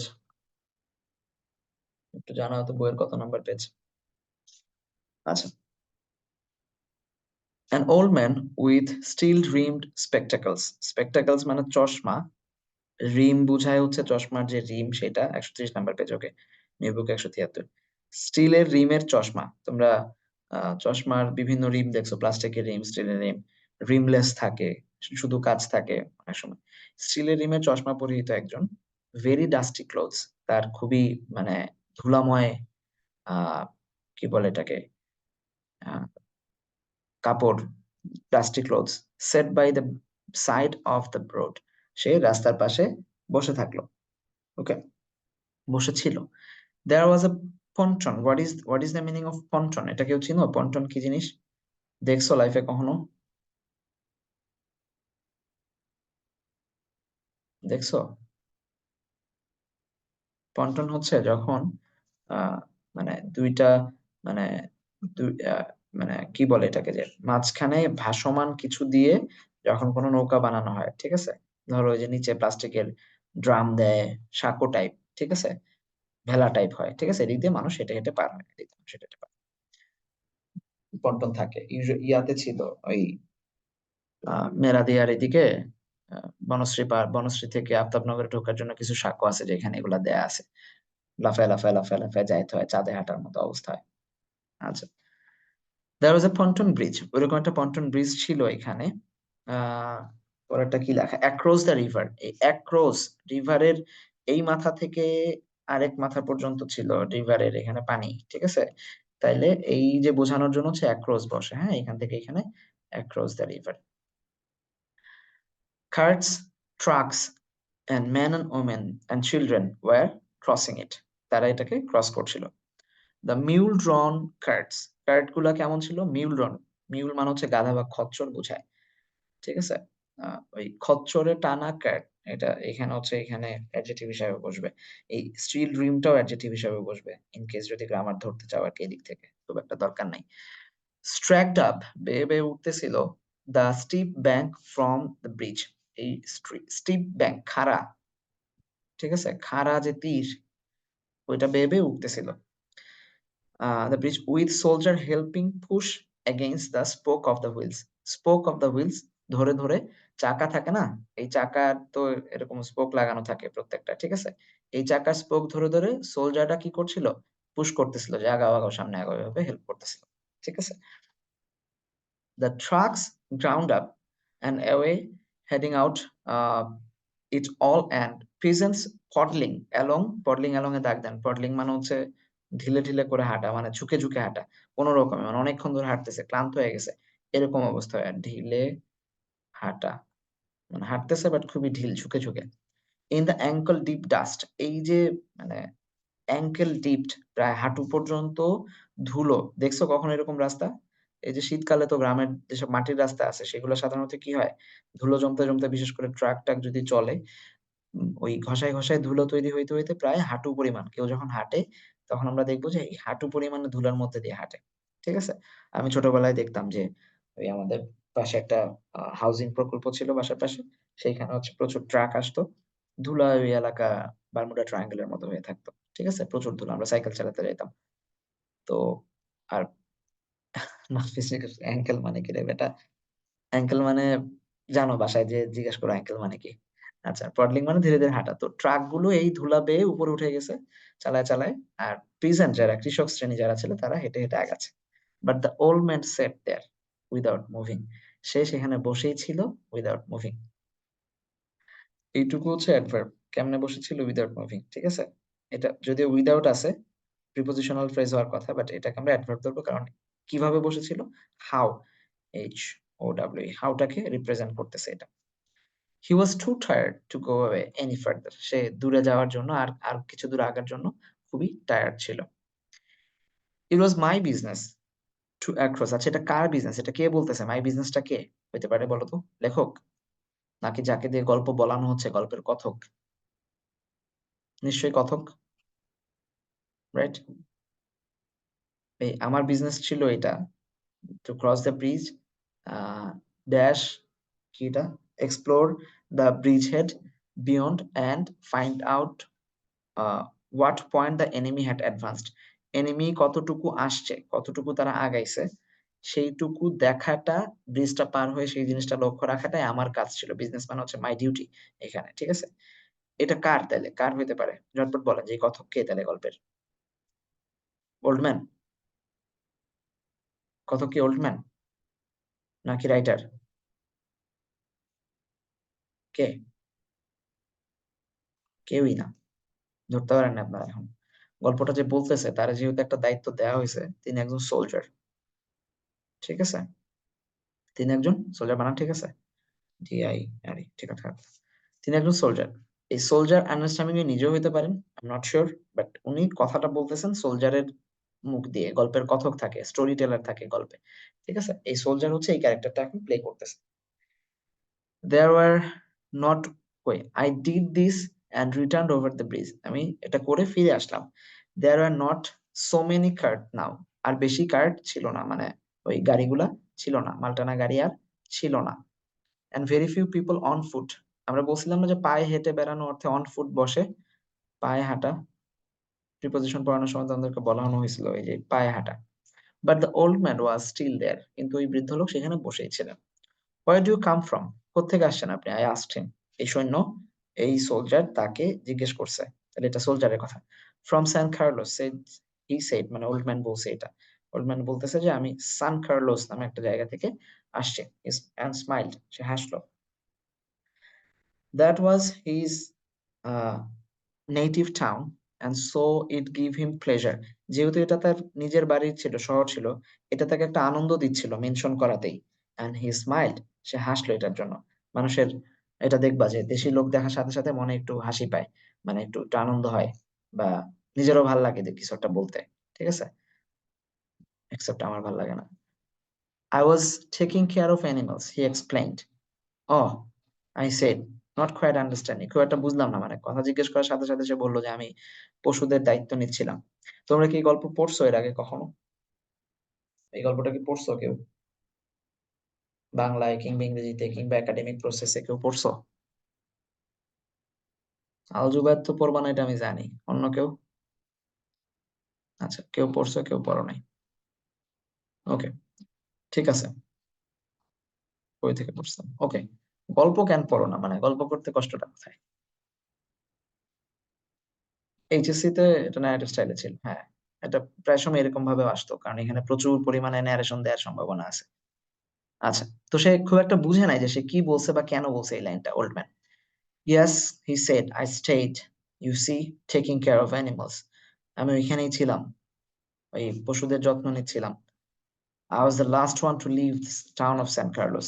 The last one, মানে যখন দেখবো যে শেষ, the first one, last one, এরকম আগে দা বসে, ঠিক আছে? সুপারলেটিভ কি বলে এটাকে, ডিটারমিনার বসে, তারপর হচ্ছে এই নাম্বার গুলোকে প্রকাশ করা হয়, কার্ডিনাল যেগুলা। I was the last one to leave San Carlos. আমি সান কার্লোস সবার শেষে ত্যাগ করেছি। আমি পশুদের দিচ্ছিলাম, দেখভাল করছিলাম। He did not look like a shepherd. এই কথকের কাছে, সোলজারের কাছে তাকে শেফার্ড অথবা হার্ডসম্যান, হার্ড মানে তো বুঝছোই, হার্ডের যারা দায়িত্ব নেয় তারা হার্ডসম্যান, রাখাল, তাকে মেষপালক বা রাখাল হিসেবে মনে হয় নাই। I looked at his black dusty clothes. আমি তার সেই ময়লা কালো ধূসর জামার দিকে তাকাইলাম, and his grey dusty face, তার ধূসর চেহারার দিকে। His steel rimmed spectacles, তার ওই স্টিলের রিমের স্পেকটাকল বা চশমা যেটা ছিল সেটা দিকে তাকাইলাম, এবং জিজ্ঞেস করলাম, what animals were they? কোন ধরনের পশু ছিল তারা? What animals were they? তারা কোন ধরনের পশু পাখি ছিল? Various animals, অনেক animal, he said, and shook his head. I had to leave them. আমার তাদেরকে ছেড়ে আসতে হয়েছে। বারবার উনি একই কথা বলছে, I was taking care, I, I stayed, I was taking care, I had to leave, I had to leave, একই কথা বলতেছেন। I was watching the bridge. লেখক উনি ব্রিজটা খেয়াল করতেছিলেন। The African looking country and Ebro delta. Ebro delta মানে হচ্ছে, এব্রো নামে একটা বদ্বীপ ছিল, ঠিক আছে? এই এব্রো বদ্বীপ, এটাকে সে চেক করছিল। And wondering how long now it would be before we would see the enemy. যে কতক্ষণ লাগবে আর যে আমি এনিমিদের দেখতে পারবো। মানে ডেফিনেটলি এরা নাৎসি বাহিনী হবে, ঠিক আছে। নাৎসি বাহিনী হওয়ার সম্ভাবনা বেশি, কারণ সান কার্লোস সম্ভবত স্পেন বা ফ্রান্সের কোন একটা জায়গায়, সো ওই দেশটা দখল করতে আসতেছিল নাৎসি বাহিনী, সেই সময়ের একটা ঘটনার কথা বলতেছে। And listening all the while for the first noise that would signal that ever mysterious event called contact. এই লাইনটা একটু বুঝছো কিনা কেউ? কন্ট্যাক্ট মানে দুই পক্ষের মুখোমুখি হওয়া, এটা হচ্ছে কন্ট্যাক্ট নামে চলে ওদের ভাষায়, ঠিক আছে, মুখোমুখি। এই এই কন্ট্যাক্টটা হচ্ছে ওর ভাষায় এভার মিস্টেরিয়াস ইভেন্ট, কারণ এটা হইলে যে আসলে কি ঘটবে, এই মুখোমুখি দুই পক্ষ যখন মুখোমুখি হবে এই পাশ থেকে ওই পাশ, তখন আসলে কে মরবে কে বাঁচবে, এটা একটা মিস্টেরিয়াস ইভেন্ট। এই ইভেন্টটা শুরু হবে কখন, যখন ওই পাশ থেকে বলবো ধরো, ঠিক আছে, হই হই করে যখন আগে আসবে, ফার্স্ট নয়েজটা যখন শোনা যাবে, তখন এই পাশের লোকজন বুঝবে যে ওই পাশের লোক আগে আসতেছে এবং এটা একটা মিস্টেরিয়াস ইভেন্ট হইতে যাচ্ছে। এই কন্ট্যাক্টকে ওই সৈন্যের কাছে মিস্টেরিয়াস মনে হয় সবসময়। The old man still sat there, old man তখনও বসেছিল এখানে, যখন সে এতগুলো লম্বা সময় পার হচ্ছে। হোয়াট অ্যানিমাল ওয়ার দে, সে জিজ্ঞেস করলো আবার, যে কোন কি কি পশু পাখি ছিল, বললো না তো। There are three animals altogether. সব মিলে তিন ধরনের পশু পাখি ছিল, তাদের নর্মাল গসিপ এগুলোর অনুবাদ না করি। There are two goats and a cat and there are four pairs of pigeons. আচ্ছা, চার চার জোড়া কবুতরও আসছে। And you had to leave them, হ্যাঁ, তোমার কাছে ছেড়ে আসতে হয়েছে, right? Yes, because of the artillery. ওই যে আর্টিলারি, আর্টিলারি বাহিনী মানে কামান বাহিনী, জার্মানদের। তোমরা কি দ্বিতীয় বিশ্বযুদ্ধের কোনো মুভি দেখছো? সেভিং প্রাইভেট রায়ান দেখছো কেউ? যদি স্পেসিফিক্যালি বলি, দেখো নাই? আচ্ছা, দেখবা, ভালো একটা মুভি, অসাধারণ মুভি। তো সেভিং সেভিং প্রাইভেট রায়ানসে এরকম দেখায় যে আমেরিকানরা বা ব্রিটিশরা, ওরা হচ্ছে হেঁটে হেঁটে, খুব খুব কম, ডানকার্ক দেখছো, আচ্ছা, খুব কম রিসোর্স ওদের, বাট নাৎসি বাহিনী যেখানেই যাচ্ছে they had artillery with them. সব সময় তারা আর্টিলারি, কামান নিয়ে গেছে, ঠাস ঠাস মারতেছে যেখানে যেখানে যাচ্ছে।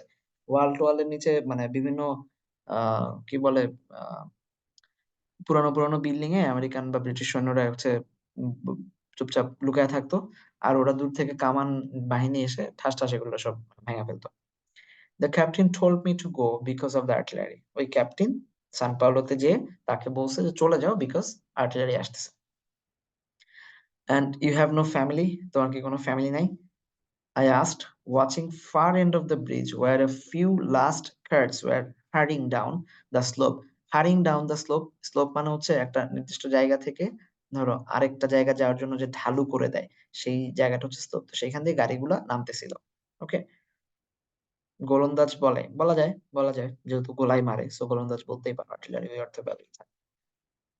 ক্ল্যাশ অফ ক্ল্যান্সে দেখবা যে ইগল আর্টিলারি থাকে, ঠুস ঠুস মারে, ঠিক আছে।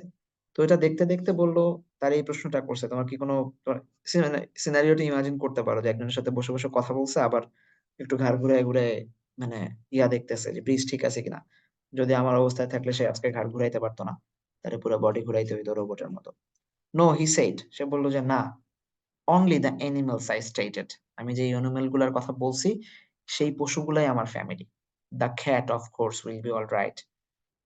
বৃদ্ধ লোকটার গল্পের মানে গল্প করার বা কথা বলার ইয়াগুলা দেখো। The cat of course will be alright, বিড়ালটা ঠিকঠাক থাকবে। A cat can look out for itself, একটা বিড়াল সবসময় তার নিজের উপায় বের করে। But I cannot think what will become of others, আমি জানি না অন্যদের কি অবস্থা করবে। What will happen to others এই অর্থে ব্যবহার হয় বিকাম অফ, হ্যাঁ, অন্যদের কি অবস্থা হবে। হোয়াট পলিটিক্স হ্যাভ ইউ, তোমার পলিটিক্স কি ছিল, এই হ্যাভ ইউ বিন ইনটু হওয়ার কথা ছিল, বাট যখন ন্যারেশন চলতে থাকবে তখন আসলে গ্রামার খুব একটা খায় না আর কি। What politics have you been into, এরকম হলে বাক্যটা ঠিকঠাক ছিল। আপনি কোন রাজনীতিতে আছেন, কোনটা করেন, আওয়ামী লীগ বিএনপি নাকি ছাত্র কি বলে আহ সমাজতান্ত্রিক হাবিজাবি, কোনটাতে আছেন? তো সে বললো আই এম উইদাউট পলিটিক্স। সুন্দর একটা বাক্য। আই এম উইদাউট সামথিং মানে হচ্ছে আমি ওইটা করি না, যে কোনো জিনিস আই এম উইদাউট সামথিং চাই দিবা, সেটা হচ্ছে আমি এটা করি না। আই এম উইদাউট রিডিং মানে হচ্ছে তুমি কিছু পড়ালেখা করো না, ঠিক আছে। আই এম 76 ইয়ার ওল্ড, আমার বয়স 76 বছর। I have come 12 kilometres now, আমি হেঁটে হেঁটে 12 কিলোমিটার আসছি। I think now I can go no far, আমি আর বেশি দূর যেতে পারবো না। This is not a good place to stop, if you can make it there are trucks up the road where it forks for Tortosa, টর্টোজার দিকে যাবে এমন ট্রাক ওয়েট করতেছে রাস্তা, আপনি একটু সামনে আগায় যান। I'll wait a while, আমি আরেকটু অপেক্ষা করবো, he said, and then I will go, where do the trucks go? ট্রাকগুলো কোথায় যায়? সে জিজ্ঞেস করছে, towards বার্সেলোনা। বার্সেলোনার নাম তো চিনো নিশ্চয়ই সবাই। চিনো বার্সেলোনাকে চিনো? চেনার কথা। রিয়াল মাদ্রিদের পরে ইতিহাসের সেরা সেকেন্ড মানে বেস্ট ক্লাব যেটা মাদ্রিদ ইয়াতে স্পেনে সেটা হচ্ছে বার্সা। হ্যাঁ, মাদ্রিদ 1 নাম্বার, বার্সা হচ্ছে 2 নাম্বার। যাই হোক, I know no one in that direction. আমি তো অন্য কাউকে চিনি না ওইখানে, but thank you very much again. খুবই ধন্যবাদ। ঠিক আছে। হি লুকড অ্যাট মি, তাকানো, looked at very blankly and tiredly. ঠিক আছে। খুবই বিষণ্ণ ভাবে, ব্ল্যাঙ্ক মানে খালি, খালি চোখে, নিষ্প্রভ। হ্যাঁ, এরকম অর্থে ব্যবহৃত হবে, নিষ্প্রভ, বাংলা যদি সাহিত্যের অর্থে ধরো। এবং টায়ার্ডলি, খুবই ক্লান্ত ভাবে। And then said, having to share his worry with someone. তার দুঃখ দুর্দশাটা যদি কারোর সাথে শেয়ার করা যায়। মনে আছে আমরা রিলেশনশিপে পড়ছিলাম যে যখন আমরা আমাদের দুঃখ কারোর সাথে শেয়ার করি তখন কি হয়? ইট লেসেন্স, রাইট? ইট লেসেন, এটা কমে যায়। আর যখন আমরা আনন্দ দিতে পারি, আনন্দ শেয়ার করতে পারি, তখন ইট ডাবলস। মানে পড়ছিলাম এরকম যে ডাবলস, এটা বেড়ে যে দ্বিগুণ হয়ে যায়। The cat will be all right, I am sure. বিড়ালটা ঠিকঠাক, সব সব ঠিক থাকবে বিড়ালের। There is no need to be unquiet about the cat. এটা টেনশনের কিছুই নাই। But others, now what do you think about the others? সে জিজ্ঞেস করতেছে সোলজারকে। ঠিক আছে, সোলজারে জিজ্ঞেস করবে, তোমার তোমার কি মনে হয় যে কি ঘটবে এদের বেলায়? Why they will probably come through it all right. Why? They will probably come through it all right. না, না, ঠিকঠাক। তাদেরও কোনো ঝামেলা হবে না। তারা এই রাস্তা পার করে নেবে। You think so? তুমি বিশ্বাস করো? Why not? সে জিজ্ঞেস মানে সোলজার বলতেছে, why not? Ah watching the far bank where now there are no carts. এবার এতক্ষণে সমস্ত কার্ড খালি হয়ে গেছে, আর গাড়ি নাই। ঠিক আছে, গাড়ি যা যা ছিল সব গন। আচ্ছা, এবার কি হলো?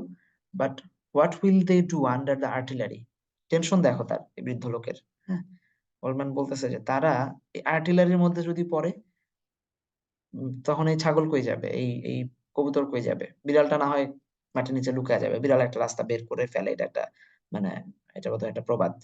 বিড়ালের কোনো ঝামেলা হয় না। ঠিক আছে, আর 10 তলা থেকে পড়লেও মোটামুটি সেফ, ও হাত পা ভাঙে না বিড়ালের। I was told to leave because of the artillery. আমাকে তো বলা হয়েছে যে আর্টিলারির জন্য বের হয়ে যাইতে। তাহলে তাদের কি অবস্থা হবে? Did you leave the dove cage unlocked? তুমি কি ডোভের কেজটা আনলক করে দিয়ে আসছো, মানে ঘুঘুর ইয়াটা আনলক করছো? Yes I, then they will fly. তারা উড়ে যাবে। তোমরা কি এই গল্পগুলোর সাথে কোনো সিনারিও ইমাজিন মানে ম্যাচ করতে পারো?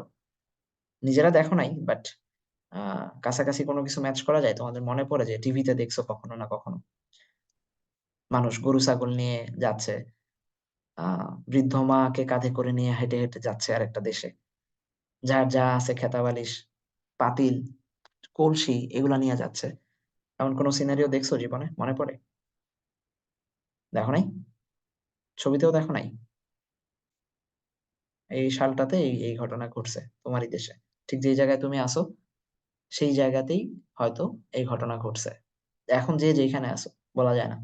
ওই সময় কেউ না কেউ এই জায়গাটা থেকে এইভাবে বের হয়ে গেছে, কাঁদছে, হয়তো আরো 10 কিলোমিটার দূরে যেয়ে কান্নাকাটি করছে যে আমি তো আমার আহ ইয়া রেখে আসছি, আমার ছাগলটারে রেখে আসছি। কারণ যে ছাগল পালে সে জানে ছাগলের প্রতি তার কি মায়া। ঠিক আছে, anyway, then they will fly. আচ্ছা ঠিক আছে, তারা তো উড়েই যাবে। Yes certainly they will fly, but the others, it's better not to think about the others, he said. Anyway, তাদের ব্যাপারে চিন্তা করে লাভ নাই। মানে বিড়ালও বেঁচে গেল, তারপরে ঘুঘুও উড়ে যাবে। ঠিক আছে, বা আহ কি কবুতর যেটাই আসছে আর কি, সেটা উড়ে গেল। তাহলে বাকি থাকে আর গোটস। তো এরা আর কি থাকে, যার ব্যাপারে চিন্তা করে লাভ নেই, নিজেরা এসে সান্ত্বনা দিচ্ছে। If you rested I'd go. তোমার যদি যথেষ্ট বিশ্রাম হয়ে থাকে, যাবো আমি, আই আর্জড। সোলজার বলতেছে, get up and try to walk now. Thank you, he said. Got to his feet. Got to his feet মানে উঠে দাঁড়ানো। Swayed from side to side, দুলতে থাকলো এই পাশ ওই পাশ। and sat down backward in the dust, এবং একটু দুলেই আবার পিছনে বসে পড়লো। সে আর পারতেছে না আসলে। 76 years old, you have to remember। 12 kilometre হেঁটে আসছে, ইটস আ কোয়াইট। আমি আমার নানাকে দেখতাম, এই যে ইস্তেমার সময় আসছে, বেচারা জীবিত থাকা অবস্থায় সবসময় ইস্তেমাতে আসতো। এসে এই আমার বাসা হচ্ছে বোর্ড বাজারের অ্যারাউন্ড, চিন্তা কিনা যায় না যে টঙ্গী ইস্তেমার মাঠ থেকে আমার বাসা মোটামুটি 8-10 কিলোমিটার দূরে। তো না না এরকম হেঁটে হেঁটে যাইতো, হেঁটে হেঁটে আসতো, বিকালবেলা এসে খাইতে বলে যেত। ঠিক আছে? I was taking care of animals, he said ডালি। টুলে টুলে এই কথাটা বললো যে আমি পশুগুলার যত্ন নিচ্ছিলাম, but no longer to me, I was only taking care of animals. আমি পশুদের শুধু যত্ন নিচ্ছিলাম। ঠিক আছে? মানে এই যে, মানে দেখো সে পড়ে গেছে, তার মাথা ঘুরাচ্ছে, সে বাঁচার জন্য তাকে ছুটতে হবে, স্টিল তার শুধু মনে হচ্ছে যে আমি আমার পশুগুলোর যত্ন নিচ্ছিলাম। Why? There was nothing to do about him. বুঝছে যে আর কিছু করার নাই, ওই সোলজার বুঝছে যে তার এখন ফেলে রেখা যাইতে হবে। It was Easter Sunday and the fascist were advancing toward the এব্রো।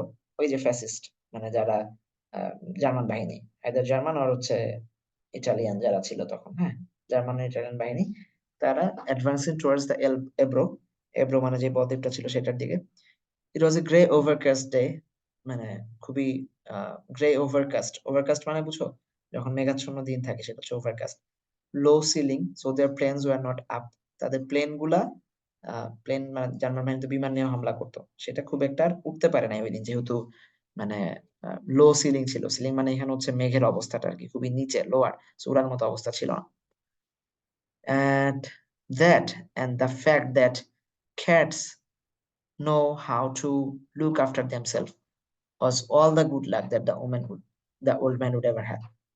এই যে বিড়ালরা শান্ত আছে, বিড়ালদের কোনো অবস্থা খারাপ হবে না, বা তাদের যে তারা যে সেফ আছে, এইটুকুই এখন এই বৃদ্ধ লোকের জীবনে সর্বশেষ আশা ভরসার আলো। মানে একটা মানুষের আর কিছুই নাই, কনফ্লিক্ট মানুষকে কই নিয়ে যায়, যে দুইটা দেশ যুদ্ধ লেগে, যেখানে একটা বৃদ্ধ মানুষ এখন মানে তার নাতিপুতি নিয়ে বেঁচে থাকতে পারতো, সোসাইটিতে বৃদ্ধদের জন্য আলাদা আলাদা কিছু ইয়া থাকতে পারতো, অ্যাক্টিভিটিস এর জায়গা থাকতে পারতো, তারা প্রোঅ্যাক্টিভ হইতে পারতো। সেই জায়গায় এই মানে বৃদ্ধ লোকের চিন্তা এখন একটাই, যে এই বিড়ালটা তো ঠিকঠাক আছে। এইটুকুই তার লাইফের সর্বশেষ সান্ত্বনা হইতে পারে, কারণ মিলিটারি আসলে সে ইজ নো মোর। কনফ্লিক্ট মানুষকে জীবনের ওই পর্যায়ে নিয়ে যায় যে আসলে কিছুই আর থাকে না জীবনে। ঠিক আছে? যাই হোক, এগুলো একটু দেখেন। আচ্ছা, এটা বোধহয় ভুল আসছে, চেঞ্জ করে নেই। এনিওয়ে, আসো তারপর। The narrator of the old man at the bridge, কে narrator? The soldier, the old man, the comrade, the reporter, কে? নো লঙ্গার মানে আর নাই, আমার কাছে বলতেছে না। সোলজার বলতেছে যে এখন আর আমাকে বলতেছে না, সে নিজে নিজে গল্প করতেছে। এখানে the soldier. Why did the old man leave his village San Carlos? কেন সে সান কার্লোস ছেড়ে আসছে? আর্মির জন্য, রিভারেশনের জন্য, প্রভার্টির জন্য, গান অ্যাটাকের ভয়। কোনটার ভয়? 2 নাম্বার এ। বি হবে ভাই, গান অ্যাটাকের ভয়। মূলত গান অ্যাটাক করতেছিল, আর্মিরা এসে গান অ্যাটাক করতেছিল, এইটাই মেনশন করা হয়েছে। আর্মি না এসে নেভি আসতে পারতো, নেভি না এসে এয়ারফোর্স আসতে পারতো, but whatever would come সেটা হচ্ছে গান অ্যাটাক হইতো। গান অ্যাটাকের সাথে আর্টিলারি যায়। ঠিক আছে? How old was the old man was wearing about, আচ্ছা ওয়ারিং অ্যাবাউট হবে না। দ্য ওল্ড ম্যানের বয়স কত ছিল? দ্য ওল্ড ম্যান ওয়াজ, কতটুকু বয়স তার? 76 না 75, 65 কোনটা? কেউ জানে না। 76 ইয়ার্স ওল্ড, এবং সে হেঁটে আসছে 12 kilometre. The old man was dash politics, সে কেমন ছিল? Not in politics, in politics, from politics, without politics, কোনটা? নট ইন পলিটিক্স অর্থগত দিক থেকে যায়, বাট এখানে ফ্রেজটা হচ্ছে উইদাউট পলিটিক্স, উইদাউট সাম। ঠিক আছে? সো ডি নাম্বারটা হচ্ছে right answer. The rim of the spectacle was made by gold, steel, plastic, iron. লাগবে না, but steel. The face of old man were, কেমন ছিল? Grey dusty, black dusty, blue dusty, white dusty. তার clothes ছিল হচ্ছে black dusty, আর ইয়া ছিল grey dusty.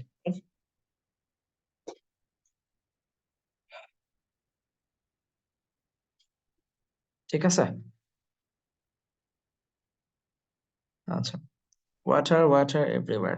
আচ্ছা, এখান থেকে তোমাদের এমসিকিউ আসুক না আসুক, শর্ট সিলেবাস ধরে রিটেনের অনেক কিছু থাকতে পারে। যারা ইয়া থেকে যে বি ইউনিট থেকে যে এ ইউনিটে ঢুকবা, তাদের জন্য একটা মানে বড় রিটেনের সোর্স হইতে পারে এই অধ্যায় বা এই গল্পটা। এর আগেও আসছিল একবার, ঠিক আছে? আমরা কালকে যখন রিটেন করবো সেইখানে আমি কিছু মানে ইয়া রাখবো এখান থেকে। What was the old man's occupation, যদি এরকম আসে ওল্ড ম্যানের অকুপেশন আপাতত সে মানে গরু কি বলে এটাকে, ছাগল দুইটা, একটা বিড়াল আর চারটা কবুতরের কেয়ারটেকার ছিল, এইটুকু দিবা নওশিন। আচ্ছা, দেখো, এই কবিতাটা তো ছোটবেলা থেকে জীবনে বহুতবার পড়ছো, right? Water ate everywhere and all birds didn't shrink. Water ate everywhere, not a drop to drink. যে পানি পানি সবকিছু ডুবে গেছে জাহাজের, পানি অনেক পানি, সব দিকে পানি, কিন্তু কিছুই খাওয়া যাচ্ছে না। এটা লিখছেন হচ্ছে কোল্ডরিচ, স্যামুয়েল টি কোল্ডরিচ, ঠিক আছে? S T. Coleridge, Samuel Taylor Coleridge. আজকের পরীক্ষায় স্যামুয়েল টেলর কোল্ডরিচ থেকে প্রশ্ন থাকবে, একটা প্রশ্ন আউট করে দিলাম, ঠিক আছে? কি থাকবে সেটা বিএনপির আন্দোলনের মতো পরে বলবো, কিন্তু আপাতত কোল্ডরিচ থেকে একটা প্রশ্ন দিব আজকে। কোল্ডরিচের এই কবিতাটা ব্যালাড, যেটা একটা, what is the meaning of ballad? Ballad মানে কি? কে বলতে পারে ব্যালাড কি? ব্যালাড কি ভাই? আর গীতি কবিতা নাকি নাট্য কবিতা নাকি চারণ কবিতা? গীতি মানে অ্যাকচুয়ালি চারণ, গীতি কবিতা, ঠিক আছে, থ্যাংক ইউ। গীতি কবিতা ন্যারেটস, এটা বলার চেষ্টা করেছে, harrowing sea voyage. Harrowing, what is the meaning of harrowing? Uncomfortable, comfortable, horrify, খুবই ভীতি জাগানিয়া, এরকম আর কি, দুর্দশাগ্রস্ত, এরকম একটা sea voyage of an old mariner who at the point of his journey didn't have any water to drink because of a curse. একটা অভিশাপ সে পাইছিল, মনে রাখো এটা। Not only the cursed mariner, we too know how important drinking water is in our life. তো তার লাইফে সে পানিকে যতটা গুরুত্ব অনুধাবন করছে, আমরাও জানি যে এটার কি অবস্থা। We know we cannot survive without it. আমরা এটা ছাড়া সার্ভাইভ করতে পারবো না। In fact, 2/3 of our body is made up of water. লেখেন made up of water লিখে রাখেন, হ্যাঁ, যেভাবে আসবে, যদি 2/3 made of, made in, made up যাই থাক, made up of water, পানি দিয়ে বানানো। Not for nothing it is said, not for nothing মানে শুধু শুধুই বলা হয় না, এরকম ফ্রেজ, হ্যাঁ? Not for nothing মানে হচ্ছে শুধু শুধুই, অযথাই বলা হয়, এরকম না। It is said that other name of water is life. বিশুদ্ধ পানির অপর নাম, ছোটবেলায় আমরা শিখতাম পানির অপর নাম জীবন, পরে বিটিভি আমাদেরকে শিখাইছে বিশুদ্ধ পানির অপর নাম হচ্ছে জীবন। Is there a crisis in our time with regarding the access to clean drinking water? তোমাদের কি আছে এরকম যে আমাদের সময় এরকম ঘটে যে পানি পাইতে অসুবিধা হচ্ছে, ড্রিঙ্কিং ওয়াটার পাইতে অসুবিধা হচ্ছে? আছে? বাংলাদেশে কেউ এখনো ফেস করছে এরকম ইস্যু যে বিশুদ্ধ পানি পাওয়া যায় না খাওয়ার জন্য? আছে? আমি পাই না, মানে আমার বাসায় যে পানি উঠে কল্যাণপুরে, গাজীপুরে পাই, বাট কল্যাণপুরে ইউজুয়ালি আমাদের মোটরেরই পানি ওঠে, বাট স্টিল আমরা ওটা মানে খেতে সাহস পাই না, সো এটাকে পিউরিফাই করতে হয়, ঠিক আছে? আর হচ্ছে বিভিন্ন জায়গায় এখন আয়রন পাওয়া যায়, স্টিল তো তুমি পানি পাচ্ছ। মেঘালয়ে আমি ন্যাশনাল জিওগ্রাফিতে যখন আগে দেখতাম, সময় পাইতাম, তখন দেখছিলাম যে একটা সিরিজ ছিল যে লাস্ট ড্রপ অফ ইন্ডিয়া, মানে ড্রপ মানে ওয়াটার ড্রপ আর কি, লাস্ট ড্রপ অফ ইন্ডিয়া, ইন্ডিয়ার শেষ ড্রপ। মানে ওরা বছরে 6 মাস পানিই পায় না, যে 6 মাস বৃষ্টি হয় ওই বৃষ্টির পানি ওরা ঘরের ছাদ বানাইছে হচ্ছে এখন ট্যাঙ্কি, পুরাটা টিন দিয়ে ট্যাঙ্ক করে, স্টিল দিয়ে ইয়া করে ফেলছে, সেই পানি জমায় রাখে। বৃষ্টির ছাড়া যে 6 মাস বা 4 মাস থাকে, সেই 4-5 মাস হচ্ছে ওই পানিটুকু দিয়ে চলে। তাহলে এক ছাদ পানি দিয়ে মোটামুটি 4 মাস চলতে হয় প্রত্যেকের। ওই জায়গায় পৌঁছায় গেছে, কারণ মাটির নিচে কোনো পানি নাই সেখানে। আমরা ওইদিকে যাব কিনা, বা পৃথিবী আসলে ওই ক্রাইসিসে আছে এখন।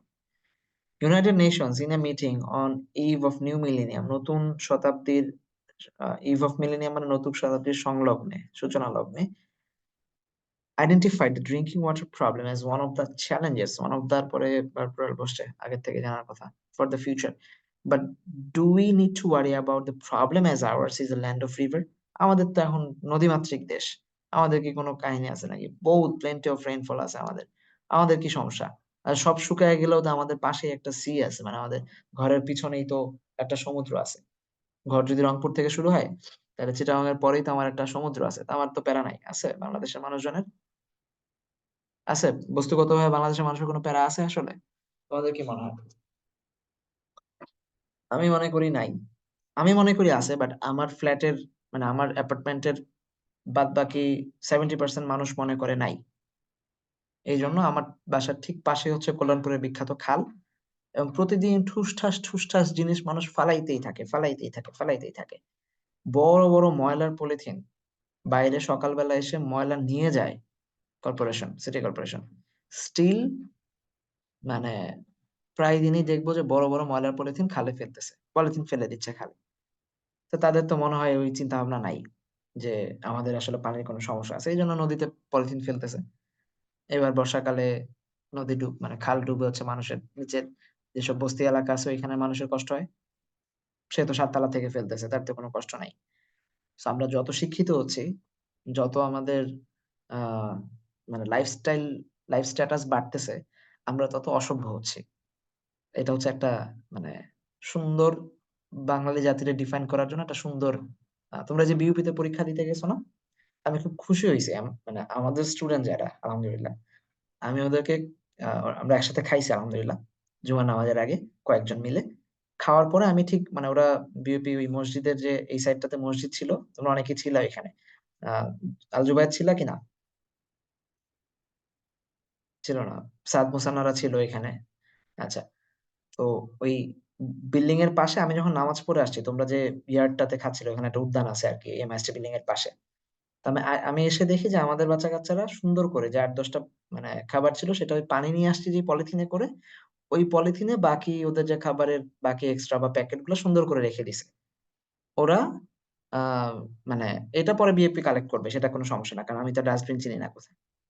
বাট বাদ বাকি জায়গায় যেখানে আমরা মাঠে এসে এখানে বসেছিলাম, বা এখানে আরেকটা মাঠ আছে, যে যেভাবে পানি খাচ্ছে বোতলটা ফেলে দিচ্ছে।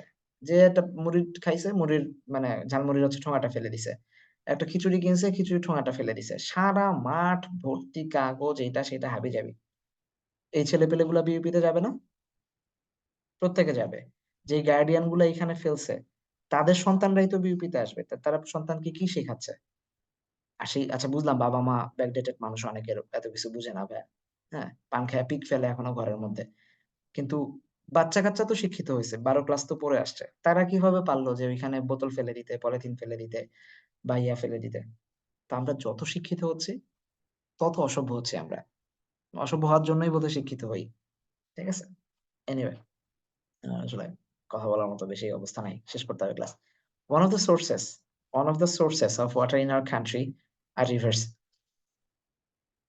আর rivers, sorry, country is the rivers. আচ্ছা, one of the source is, river গুলো হচ্ছে তাদের মধ্যে একটা। Rivers are everywhere in our life, literature, economy and culture. এটা বোধহয় আগে একদিন ক্লাসে তোমাদের কাছে ইয়াতে পড়াইছিলাম, যে আমাদের নদী, আমাদের প্রত্যেকটা জায়গায়, আমাদের জীবন, আমাদের যা আছে, আমাদের আমাদের বলতে যা আছে সবকিছুতে আমাদের নদী আছে। সেটা আমাদের লাইফ হোক, লিটারেচার হোক, ইকোনমি হোক, কালচার হোক, সব জায়গায় আছে। তুমি জীবনে যাবা, নদীর অস্তিত্ব পাবা। সাহিত্যে যাবা, নদীতে ভরা। ঠিক আছে? গানে যাও, নদী আছে। ইকোনমিতে তো আছেই, এই যে নিচে যে সিনারিও দেখতে পাচ্ছ, বহুকাল আগে থেকে এইখানে নদীতেই সবকিছু হয়েছে, ব্যবসা বাণিজ্য, সংস্কৃতির মধ্যে তো থাকি। But are the rivers in good shape? Unfortunately they are not. আমাদের দেশে নদীগুলোর অবস্থা ভালো না। Few are already dead, already gone, several are going through the throes of death. মানে মৃত্যুর থাবার মধ্যে আটকে আছে কিছু কিছু, আর বাদ বাকি এগুলো dead. The river Buriganga is an example of dying river. মৃত নদীদের মধ্যে একটা নদীর ইয়া হচ্ছে বুড়িগঙ্গা। এটা বুড়িগঙ্গা ছিল এক সময়। মানে তোমরা কেউ বুড়িগঙ্গা দেখছো কিনা আমি জানি না, ঢাকাতে যারা থাকো তারা হয়তো দেখে থাকতে পারো, বা আহ লঞ্চে যারা আসা যাতায়াত আছে বিভিন্ন জেলা থেকে তারা দেখছো, কিংবা ঘুরতে যাইতে পারো।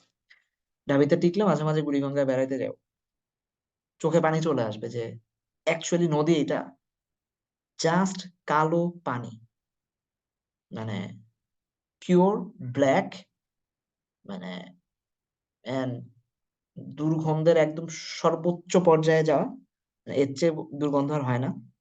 ওইরকম একটা অবস্থা একটা নদী। ঠিকই আছে, এখন ইকোনমিক ভ্যালু আছে, এটা এটা দিয়ে লঞ্চ চলে, এটা দিয়ে মানুষ পারাপার হয়, কেরানীগঞ্জ থেকে মানুষ ঢাকায় আসে এই নদী দিয়ে এখনো। ঠিক আছে, তো ওই নদীটা মারা যাচ্ছে।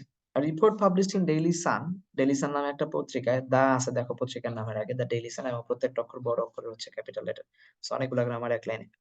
Describes what happen to the Buriganga and why. আচ্ছা, এই যে ধরো এই লাইনটুকু ডিসক্রাইবস, এইটুকু পুরাটা কোন ফ্রেজ হইতে পারে? খুব বেশি গ্রামার ধরতেছি না আজকে, চোখে পড়লো। এটা কোন?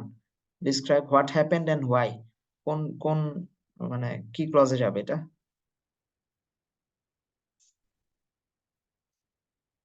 মানে হোয়াই আছে, হোয়াট আছে, কি যাইতে পারে? অ্যাডজেটিভ নাকি অ্যাডভার্ব? হোয়াই আছে না, তাহলে অ্যাডভার্ব হওয়ার পসিবিলিটি আছে না একটা, এই যে হোয়াই।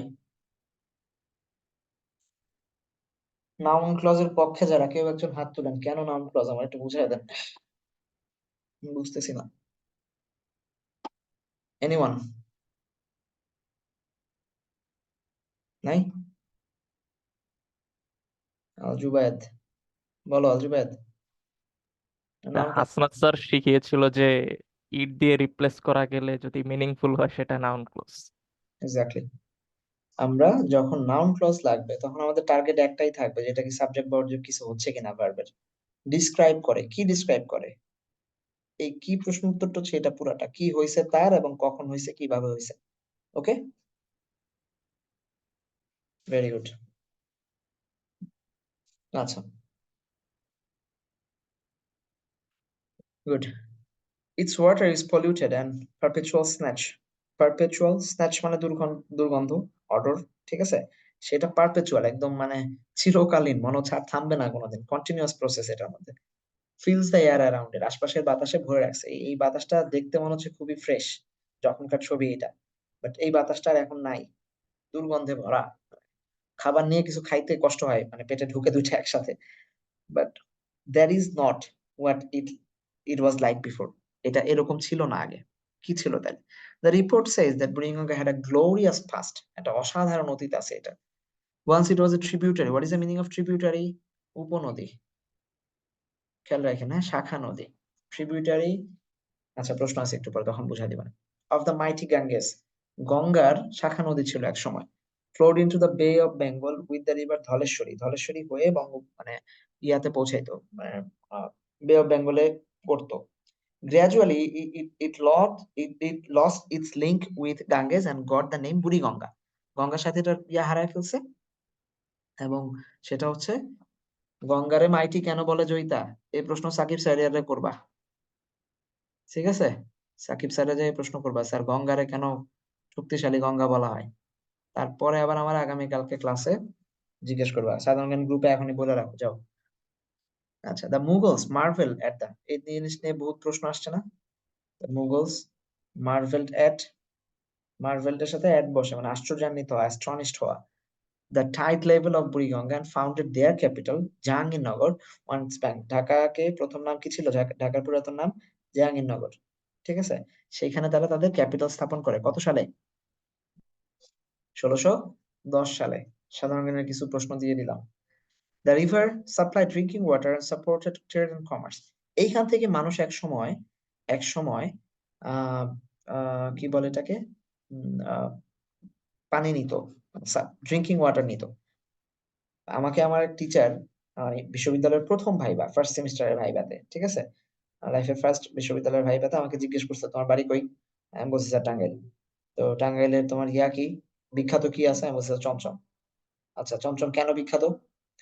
এইবার আমি অ্যান্সার দিছি যে, স্যার আমি তো অনেকদিন টাঙ্গাইল যাই না, সো আমি আসলে বলতে পারতেছি না যে এই চমচমটা কেন বিখ্যাত। তখন তো তো ছোট ছিলাম তখন, বুঝছো, অ্যান্সার তো দিতে হবে যেহেতু আমি পাকনা। তো স্যার আমার দিকে তাকায় বলছে, দেখো, তুমি মানুষটাও অনেক ছোট, আমার ব্রেনটাও এখন অনেক ছোট, তো এসব হুটহাট উত্তর দিবা না। তার মানে তোমার ভাষ্য মতে কেউ যদি অনেকদিন টাঙ্গাইল না যায়, তাহলে সে আর চমচমের হিস্ট্রিটা জানবে না, তাই তো? তো আমি তো বুঝছি যে একটা বোকামি হয়ে গেছে। তো পরে বললো যে তুমি এটা জেনে আমাকে আবার জানাবা। আমি এটা হিস্ট্রি উদ্ঘাটন করার চেষ্টা করলাম, আমার বাপকে জিজ্ঞেস করলাম, বলেন আপনার দেশের এই কেন বিখ্যাত? আর বাবা আমাকে যেটা বললেন যে, এই পাশে একটা নদী ছিল, আমি নদীর নামটা ভুলে গেছি, ওই নদীর পানি ডিরেক্ট ওই নদীর পানি দিয়েই চমচমটা বানানো হতো এবং ফ্রেশ। নদীর পানিটা এতই ফ্রেশ ছিল যে ওই শিরাগুলা হচ্ছে নদীর পানি দিয়ে বানানো হতো। নদীটা এতই ফ্রেশ ছিল। আশ্চর্য যে এক সময় আমরা ডিরেক্ট মানুষজন নদী থেকে পানি তুলে নিয়ে খাইতো। অজুর জন্য নদীর পানি জায়েজ এখনো, মানে ইয়া অনুযায়ী, মাসালা অনুযায়ী। বাট বুড়িগঙ্গা নদীর পানি দিয়ে জায়েজ কিনা আমি জানি না। বাট স্টিল সদরঘাটের লঞ্চের যে পানিগুলো আসে কোত্থেকে আসে আল্লাহ জানে, ঠিক আছে। তো ড্রিঙ্কিং ওয়াটারের সাপ্লাই একসময় বুড়িগঙ্গায় দিত। Supported trade and commerce support দেয় বলেই তারা জাহাঙ্গীরনগর ক্যাপিটাল এখানে স্থাপন করছে। কারণ এই যে আগের ছবিটা দেখো, ট্রেড এন্ড কমার্সটা দেখছো, এইটা ধরো আসান মঞ্জিলের কোন একটা অংশের ছবি। তো এইখানে এসে সব লঞ্চ, নৌকা,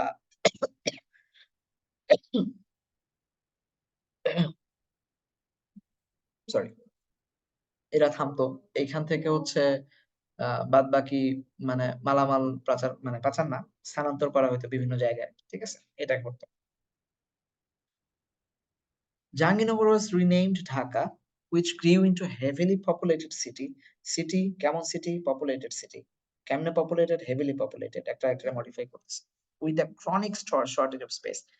এখন তো ওই সিটি মানে আর কোনো স্পেসই নাই, শুধু ক্রনিক শর্টেজ, নো স্পেস দেওয়া উচিত, ঠিক আছে। ঢাকার কোনো জায়গায় নাই এখন। The city paid back the bounty of the river by sucking life out of it.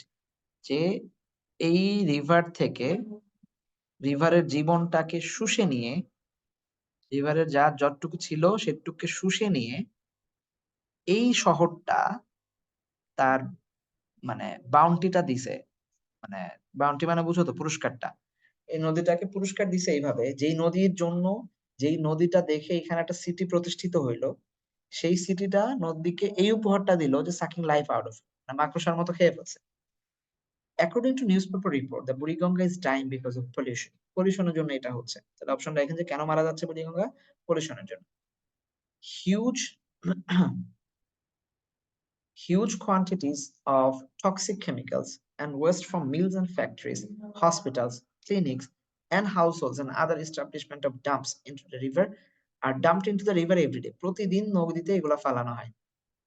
প্রচুর পরিমাণে ময়লা, সেগুলো হসপিটাল থেকে আসে, ক্লিনিক থেকে আসে, হাউসহোল্ড থেকে আসে, ফ্যাক্টরিজ থেকে আসে, মিলস থেকে আসে। The city of Dhaka discharges about 4,500 tons of solid waste every day. প্রতিদিন 4,500 টন সলিড ওয়েস্ট ডিসচার্জ করে ঢাকা সিটি। ডিরেক্টলি সেটা বুড়িগঙ্গাতে যায়। তোমাদের রাস্তায়, ঢাকা রাস্তার আশেপাশে যে খালগুলা দেখো, প্রত্যেকটা বুড়িগঙ্গাতে গেছে। যে ম্যানহোল গুলা দেখো, এগুলো সবগুলা যে বুড়িগঙ্গাতে পড়ছে। কিছুটা দূর আগে পড়ছে এই সাইডটাতে, মোহাম্মদপুর, মিরপুর এরিয়াটা হচ্ছে দূর আগে যায়। According to the Department of Environment, SOE, School of Excellence, DOE, Department of Environment, 20,000 ton tannery waste, including some highly toxic materials, are released into river every day. Toxic material, যে কোনো মাছ জন্মায় না এখন আর ওই নদীতে, কোনো মাছ নাই, মাছ গন। জন্মায় ওই যে সাকার ফিশ থাকে, হ্যাঁ, এখন সাকার ফিশ উঠে শুধু। Experts identified 9 industrial area around the capital city that are primarily source of river pollution. Tongi, তোমরা টঙ্গীর আশেপাশের লোকজন যারা আছো, তুরাগ নদীর অবস্থা দেখছো তো না? তুরাগ নদীর অবস্থা একই রকম, আরেক বুড়িগঙ্গা এটা। কারণ হচ্ছে টঙ্গীর যত টেক্সটাইল মিল আছে, যত কেমিক্যাল মিল আছে, যত হাবিজাবি আছে, সব ওইখানে যায়। হসপিটাল গুলা করছে হচ্ছে নদীর আশপাশ দিয়ে ধরে ধরে, এই আইচি বলো, তারপরে হচ্ছে ওই ওই দিক দিয়ে হচ্ছে ইন্টারন্যাশনাল মেডিকেল যেটা আছে ওইটা বলো, সবগুলা হচ্ছে তুরাগের আশপাশ দিয়ে। তেজগাঁও একই কাজ, হাজারীবাগ তো চিনোই, মোহাম্মদপুরের আশপাশ দিয়ে, তারাবো নারায়ণগঞ্জে, Savar, Gazipur, Dhaka export zone and Ghorashal, এই সবগুলা দেয়া হয়েছে হচ্ছে। তোমরা যখন কেউ যদি নদী পথে কোথাও যাও, চট্টগ্রাম, আহ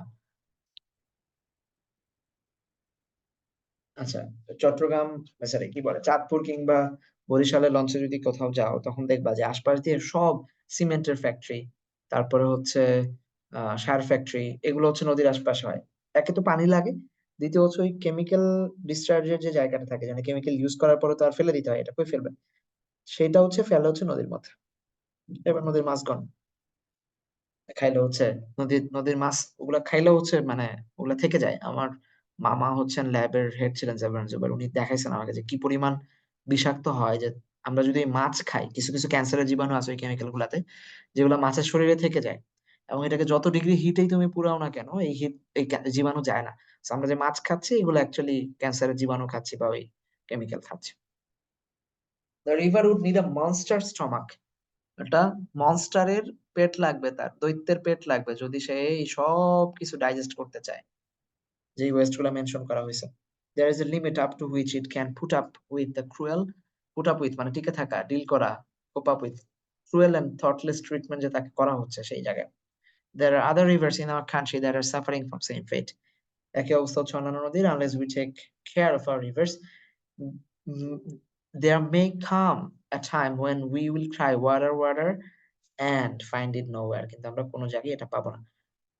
এই লেখাটা তোমরা পড়বা বাসায় আজকে আরেকবার পুরাটা, এটা একটা সুন্দর প্যারাগ্রাফ, এবং শুরুটা হয়েছে যেই জায়গায় সেই জায়গায় আবার শেষ করছে। শুরু হয়েছিল কবিতাটা দিয়ে যে একটা ওল্ড ম্যান এন্ড সি, সেইখান থেকে জাম্প করছে কিভাবে আমরা দেখলাম, যে এখান থেকে যে শুধু যেই কার্স এর জন্য লাগে তাই না, এই কার্স এর জায়গায় আমাদের জীবনের জন্য লাগে, সেই জীবন কিভাবে আমাদের দেশকে ধরে রাখছে, সেই দেশের জায়গায় আমাদের কি কি মানে কি মাইরটা মারছে আমাদের নদীদেরকে, আমরা কিভাবে মানে অপদস্থ করছি, কিভাবে মানে রীতিমতো তাদের জীবন বের করে ফেলছি, সেই জায়গায় যেতে যেতে আমাদের লাইফের পরের অবস্থাটা কি হবে, আমরা সেই ওল্ড ম্যান এন্ড সি এর ওই বৃদ্ধ লোকের মতো হবো, যে আমরা চিল্লাবো এক সময় water water, but will find it nowhere. ঠিক আছে? সো এটাকে আরেকবার পড়বেন, একটা প্যারাগ্রাফ কিভাবে লিখতে হয় সেটা একটা ভালো আইডিয়া, কনটেক্সটের মধ্যে থেকে একটা প্যারাগ্রাফ কিভাবে লিখতে হয় সেটা একটা ভালো আইডিয়া আপনারা পাবেন। দেখেন এগুলা made up of marble that, harrowing এটা বোধহয় নতুন পাইলা, মিলেনিয়ামও নতুন পাইলা, ট্যানারি আগে পাও নাই, বাদ বাকিগুলো আগে পাইছো, একটু চেক করো বাকি। আসেন প্রশ্নে, আজকে অনেক বড় sheet. Chordic rhyme of ancient manner is a dash কি? Lyric, ode, sonnet, ballad. কি হবে? বালাড। প্রশ্ন আউট করে দিছে কিন্তু আজকে, হ্যাঁ, কলেজ থেকে প্রশ্ন আসবে। দ্য সিনোনিম ফর অরিজিনাল, অরিজিনালের সিনোনিম কি? Amusing, true, accumulate, artificial. Original, accumulate, amusing, artificial. Artificial না, অ্যাকুমুলেট না যোগ করা, অ্যামিউজিং না, ট্রু। যেটা অরিজিনাল ওটাই হচ্ছে ট্রু হয়, হ্যাঁ, সত্য, প্রাচীন। 2/3 of our body dash made of, 2/3 আছে, তাহলে আর হবে না, রাইট? 2/3 আছে না, তাহলে আর হবে তো না? আমার দলে কে কে? একজনও নাই? তোমরা ভাই কি যে মানুষ, একটা মানুষ অসুস্থ শরীরে ক্লাস নিচ্ছে, কই একটু সাপোর্ট দেওয়ার জন্য হলেও বলবা যে ভাই আর। যাক, ভেরি গুড। এখানে বডিটা হচ্ছে নাউন, মানে 2/3 এর পরে যেই থাকবে যেটা সেটা অনুযায়ী যাবে, বডির পরে ইজ বসবে, সো 2/3 অনুযায়ী is made up of. Good, very good. আমি যে চাই তোমরা এইভাবে বাইরের পিছনে ফেলা হইলো, ভাই মরে গেল তোমরা সত্যের কথা। Number 4, the river Buriganga is dash of pollution, is declining, reducing, dying, sucking. কি হবে? Dying, pollution, easy. The synonym for harrow কি বোঝায়? Calm, comfort, heartening, trouble, কোনটা? Uncomfortable, troublesome এমন বোঝাবে, so trouble আছে, trouble.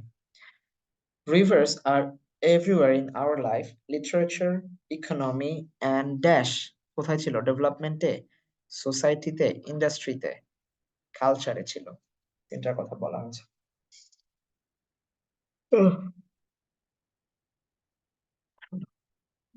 মুগলস মার্ভেল এট দিয়া রাখলাম, পারা জিনিস।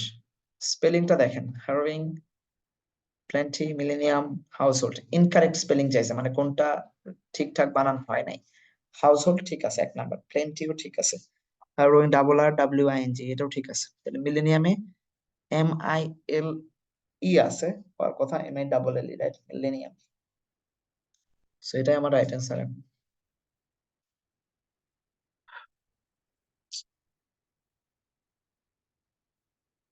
আচ্ছা, হাকালুকি হাওর, দেখো এইখানে আসলে পড়ার খুব বিশেষ কিছু নাই। Bangladesh is blessed with huge, তাহলে ব্লেসড উইথ বসবে, মাথায় রাখেন প্রচুর ইনফরমেশন, এগুলো আমি ধরবো না, ডিরেক্ট চলে যাব হচ্ছে ইয়াতে, কারণ এগুলো ইন্টারমিডিয়েটে পড়ে আসছো, খুব একটা দরকার নাই ওই যে ইয়ার জন্য, হাবিজাবির জন্য। ও না, তোমার পড়া নেই। আচ্ছা, blessed with huge island, inland open water resource বাংলাদেশে প্রচুর। It has numerous rivers, canals, beals, lake, vast areas of floodplains. নামাজের বিরতি, এটা শেষ করে দেই, হ্যাঁ এটা শেষ করে দেবো, এটা আমি পড়াবো না, এটা জাস্ট কয়েকটা দাগ দিয়ে তারপরে ইয়াতে চলে যাবো, 5 মিনিটের মধ্যে নামাজের বিরতি দিচ্ছি ইনশাআল্লাহ, তারপরে বাকিটা ধরবো। আমার একটু ব্রেক দরকার, ভালো লাগতেছে না আর। Hakaluki house is one of the major wetlands, one of the পরে মেজর ওয়েটল্যান্ডস রয়েল আছে। আচ্ছা, এত কিলোমিটার লং, মাথায় রাখেন, এতগুলা মানুষকে হচ্ছে বেনিফিটেড করে সে। এইটাকে ইকোলজিক্যালি ক্রিটিক্যাল এরিয়া ঘোষণা দেওয়া হয়েছে ইন এপ্রিল 99, জাস্ট মাথায় রাখার জন্য। এটা একটা কমপ্লেক্স ইকোসিস্টেম, দাগায় দিয়ে যাচ্ছে যে কোন কোন জায়গা থেকে আসতে পারে। কমপ্লেক্স ইকোসিস্টেম যেখানে প্রায় 238টা ইন্টারকানেক্টেড বিল এন্ড জলমহল আছে। জলমহল মানে ওই একই আর কি, ঠিক আছে, পুকুর টাকুর হাবি যাবি। দ্য মোস্ট ইম্পর্টেন্ট বিলস আর, দরকার নাই এগুলা কোন বিল কি আছে, আশা করি আসবে না এইসব ফালতু জায়গা থেকে। কুশিয়ারা রিভার, ঠিক আছে, কুশিয়ারা রিভার আছে, as well as Sonai Bardal, Sonai, এটা কি বড়দাল? এটা এটা আমি বুঝতেছি না, দাঁড়াও বই বের করে নেই। এটা কি সোনাই বড়দাল নাকি কি লেখা? কত নাম্বার পেজে আছে?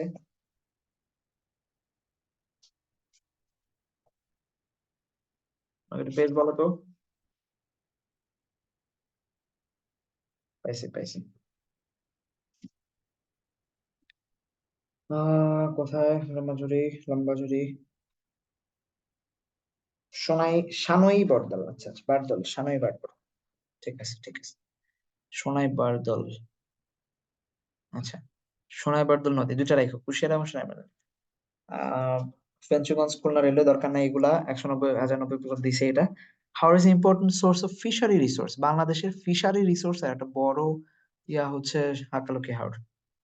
ঠিক আছে, কি কি পাওয়া যায় সেটা তো পরিচিত, মাছ, কাল, কালী, বাউস, বোয়াল, রুই, ঘাটক, পাবদা, চাপিলা, ব্লা ব্লা যা আছে সব, ঠিক আছে। আর এদিকে কি আছে? তেমন কিছু একটা লাগবে না। প্যান্ট ফিশ, ওকে। হাকালুকি হাওর হচ্ছে একটা important resting place for migratory bird waterfalls, ঠিক আছে, মাইগ্রেটরি ওয়াটারফলস এর জন্য এটা খুবই ইম্পর্টেন্ট একটা রেস্টিং প্লেস, মানে যারা এখানে পরিযায়ী পাখি যারা, তারা এসে বিশ্রাম নেয় বা ওই যে যাদের যাত্রা বিরতি দেয়। দ্য মোস্ট ইন্টারেস্টিং স্পেসিস, আচ্ছা বেয়ারহুড গুজ থাকে, ব্লা ব্লা, গুলা দরকার নাই, এমসিকিউর জন্য এগুলো দরকারই নাই। আচ্ছা, most useful wetlands, acha, materials, most useful wetlands products of area system provides wide range of economic and non-economic benefit to the local people এর জন্য সেটা প্রোভাইড করে থাকেন ওয়াইড রেঞ্জের, মানে বিস্তৃত ধরনের ইকোনমিক এবং নন ইকোনমিক বেনিফিট দিয়ে থাকে। ওকে, গ্রাসল্যান্ডও আছে, এটাকে ইউজ করা হয়। Okay, landscape both during monsoon and dry season. আচ্ছা আচ্ছা, হাওয়ার মৌসুমে এটা এটা একটা বড় সুবিধা হচ্ছে যখন বর্ষাকালে এটা হাওর হিসাবে থাকে, হ্যাঁ, গ্রীষ্মকালে এটা আবার কি হয়ে যায়, শুকনো কালে এটা হচ্ছে চারণভূমি হয়ে যায়। বাথান, বাথান নামে যেটা ডাকে, বাথান মানে বুঝো, গরু ছাগল যেখানে চড়ায় খাইতে পারে, তো বিস্তীর্ণ জায়গা, যেহেতু নদী না, এটা ফ্লো শেষ হয়ে যায়, বিস্তীর্ণ জায়গায় পশু পাখি এসে ঘাস টাস খায়, মানে মোটামুটি ছেড়ে দিলে হয়, সকালবেলা বিকালবেলা চলে আসে বাসায়। কন্ট্রিবিউশন, ওকে, ঠিক আছে, আসেন ঝটপট, তারপরে নামাজে ব্রেকে যাই। আহা, এগুলো ভুল আসছে, হ্যাঁ। Bangladesh is dash with, blessed with, bounded with, surrounded with, gifted with, কি হবে এক নাম্বারটা? এক নাম্বার হচ্ছে ব্লেসড উইথ একসাথে মনে রাখবা, Bangladesh blessed with open resource world. Hakaluki haor is a dash ecosystem, complex ecosystem আমরা পড়ছি, রাইট, একটা কমপ্লেক্স ইকোসিস্টেম হাকালুকি হাওর, যেখানে 238টা জলমহল এবং ইন্টারকানেক্টেড বিল রয়েছে। হাকালুকি হাওর, the Haor is very important resting place for dash water migratory foreign, দেখো ফরেন থাকলেও মাইগ্রেটরি দিবা, ঠিক আছে, পরিযায়ী,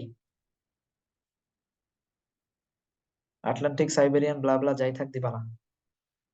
হাকালুকি হাওর is one of the dash wetlands fast, best, most, major কোনটা?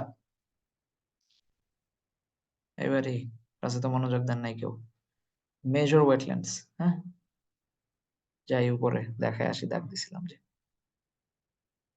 আমারও ভুল হইতে পারে, লেট মি চেক। টাটা টাটা, source, important, resting, major major major, হ্যাঁ এদিকেই তো ছিল। মেজর না? একটু কনফার্ম করো কেউ একজন যে কারো চোখে পড়ছিল কিনা। আমি তো দাগায় গেছি, but now I can't remember. one of the major wetlands, এই যে দাগটা দেই নাই, দ্যাটস আমার চোখে পড়তেছে না।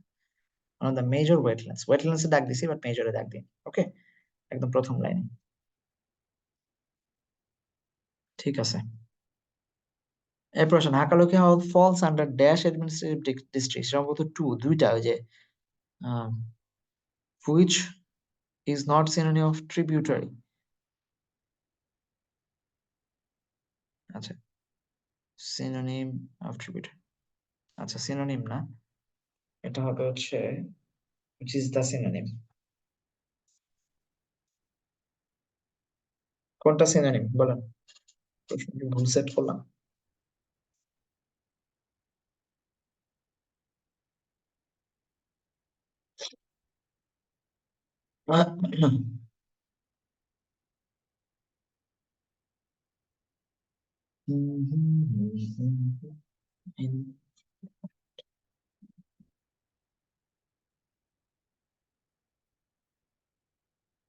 আচ্ছা, এই প্রশ্নটা একটু সেট ভুল করছি, এটা হবে অপশন দিয়ে একটু উল্টাপাল্টা আসছে, এটা আপাতত রাখো, এটা আমি পরে ঠিক করে দেবো না। Hakaluki is an important source of dash resource in BD.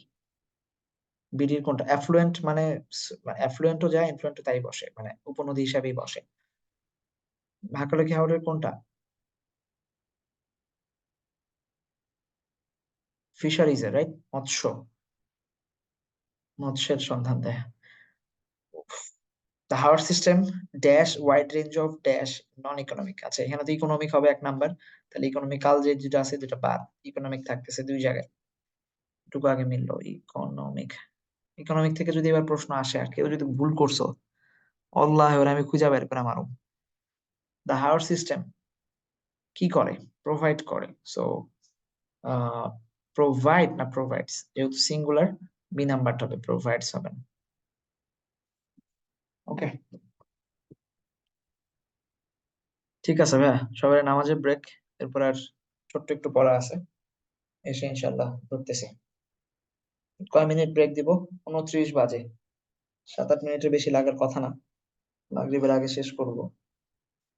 So কয় মিনিট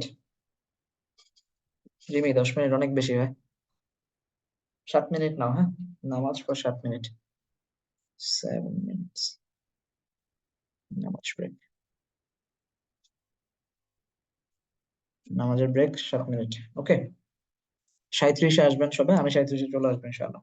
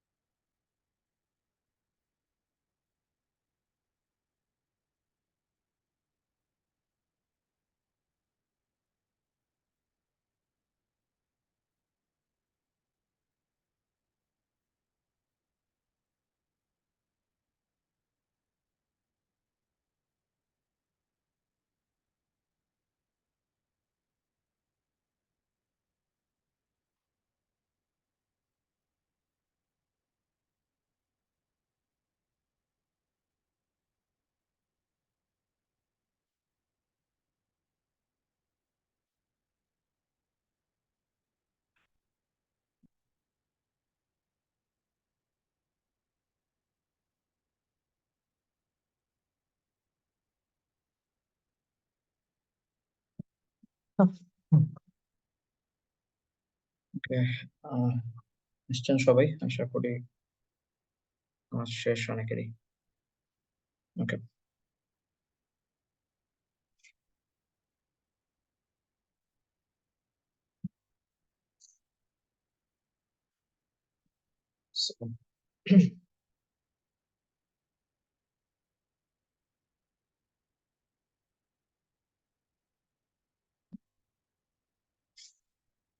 ইউনিট 11 এর লেসন 2 আর্ট অ্যান্ড ক্রাফটের মধ্যে ফোক মিউজিক যেটা আছে সেখানে আমরা যাবো। একটা প্রশ্ন আহ, এখান থেকে জাস্ট দেখবো যে মৃদুল ক্রান্তি চক্রবর্তী নামে উনি হচ্ছেন এই আর্টিকেলটা লিখছেন আর কি, বেশ অনেক কিছু।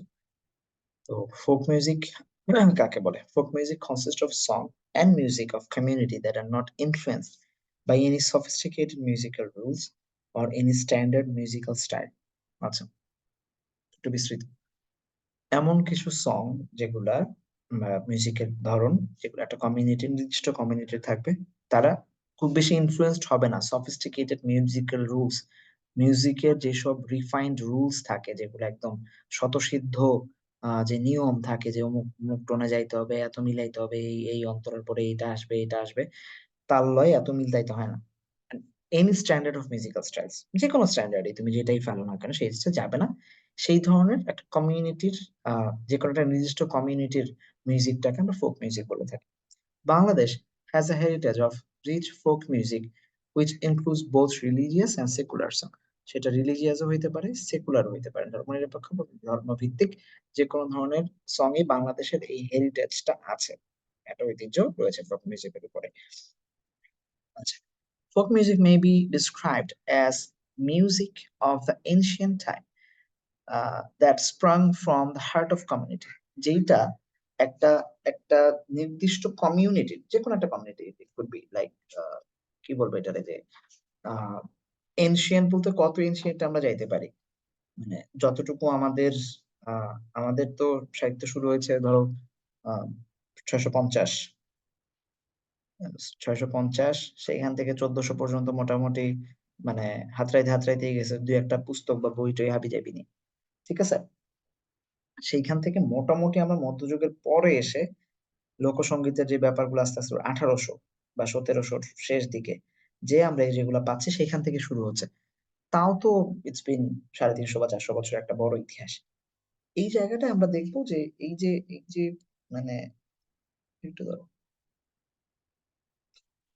আচ্ছা, এই জায়গাটা আমরা দেখবো যে এই বলছিলাম এনশিয়ান্ট টাইম বলতে এটুকুই বোঝাচ্ছে যে এত লম্বা সময়ের একটা আহ ঐতিহ্য থাকবে, that স্প্রাং from the heart of the community. এইটা যে কোনো একটা কমিউনিটির একদম কোর থেকে, হৃদয় থেকে উচ্চারিত হবে, স্প্রাং, ঠিক আছে।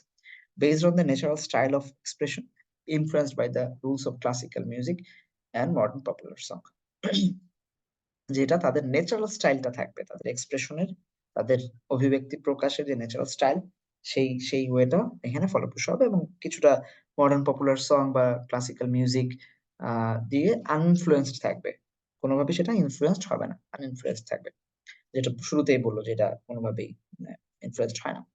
Any engagement of sound created by combination of tune, voice, instrument, dance, দুইটাই লিখছে, ইনস্ট্রুমেন্ট হইতে পারে, ড্যান্স হইতে পারে, may be described as music, সেটাকে মিউজিক হিসাবে আমরা বর্ণনা করি। যে কোনো ধরনের সাউন্ড যেটা, যেটার মধ্যে একটা টিউন থাকে, সুর থাকে, কথা থাকে, ভয়েস থাকে, ইনস্ট্রুমেন্ট থাকে, সেগুলোকে আমরা মিউজিক বলি।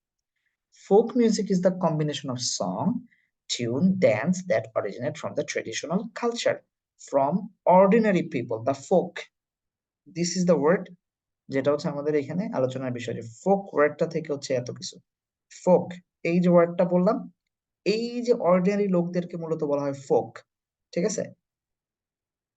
আয়ারল্যান্ডে দেখবা, মানে মানে নর্মালি হচ্ছে ফোকস বলে, এখন সেটা বন্ধু হিসাবেও বসে, আমরা তো মামারে বানায় ফেলছি ফ্রেন্ড, সো ওদের দেশে এগুলা হয়, বাট এই ফোকস এখন ফ্রেন্ড হিসাবে বসে। বাট মানে আরেকটু আরেকটু ইয়ার দিকে যদি যাও, মোটামুটি যদি তুমি আরেকটু সামনের হিস্ট্রিতে যাও, 1900 আগে যদি যাও, তাহলে দেখবো যে ফোকস হচ্ছে অর্ডিনারি পিপল হিসাবে ব্যবহৃত হয়। Those folks came from that region, ঠিক আছে, এরকম ভাবে ব্যবহৃত হইতো। ওই যে ফোকদের বা অর্ডিনারি পিপলদের ট্রেডিশনাল কালচারের কথা দিয়ে কোন সঙ্গীত, সেটার মধ্যে যে টিউন বা ড্যান্স থাকে, সেইটাই হচ্ছে আমাদের ফোক মিউজিক হিসাবে বসে। For example, Baul songs are combination of the tune, music, dance associated with Baul tradition in Bengal. এই যে বাউল, বাউল মানে বুঝছো তো, নর্মাল বাউল, বাউল সম্প্রদায়। এরা কি করে যখন গান গায়, তোমরা নিশ্চয়ই দেখছো, মানে দেখো না এমন কেউ নাই আশা করি, তাদের হাতে সাধারণত একটা ঢোল থাকে, ঠিক আছে, নর্মাল, এটা খুবই, একটা ঢোল থাকবে, হ্যাঁ, এটা হচ্ছে গলায় নেয়, নিয়ে যে গান গাচ্ছে তার এরকম ঝাঁকড়া ঝাঁকড়া চুল থাকে, ঠিক আছে, ঝাঁকড়া ঝাঁকড়া কোঁকড়ানো কোঁকড়ানো চুল থাকে। সে সাধারণত এই গান গাইতে গাইতে গাইতে গাইতে নিজে একটু মানে চুল ঝাঁকায় বা ড্যান্স করে, এটা একটা তার স্টাইল। হাত দিয়ে সবসময় ঢোল বাজাচ্ছে এবং নিজে হচ্ছে সবসময় এই এই চুলগুলা ঝাঁকাচ্ছে। এইটা তার একটা নাচার স্টাইলটা। এইটা ছাড়া তুমি বাউল সঙ্গীত শুনবা, দেখবে যে তোমার খুব একটা ভালো লাগতেছে না, ঠিক আছে, এটা একটা স্টাইলের মধ্যে পড়ে গেছে। আচ্ছা, নিচের হ্যাজ ফলোইং ক্যারেক্টারিস্টিক্স গুলো আছে এগুলো ফোক সং এর। আমরা যদি এক ইয়াতে টানি আর কি, খেয়াল করো, জাস্ট একটু মনে রেখো কোনটা কোনটা পড়তেছে, খুব একটা ইম্পর্টেন্ট এমসিকিউর জন্য হবে না, but still we are going through it. It is composed by rural folks on the basis of ancient rules of transmitted orally. তাদের মুখে মুখে পরিচালিত হওয়া, মুখে মুখে প্রচারিত হওয়া কিছু ঐতিহ্য বা মানে প্রাচীন নিয়ম বা কথার স্টাইল, সেইগুলো দিয়েই কম্পোজড হয় এগুলা, গ্রামীণ লোকজন দিয়েই। শহরে কেউ যে এটা করে না, এখন করে অনেকে, লালনের সং বিভিন্ন ব্যান্ড করতেছে, বাট ওই ব্যান্ডের ক্ষমতা নাই আসলে লালনের গান যেগুলা বানাইছে এরকম একটা বানায়, ট্রু।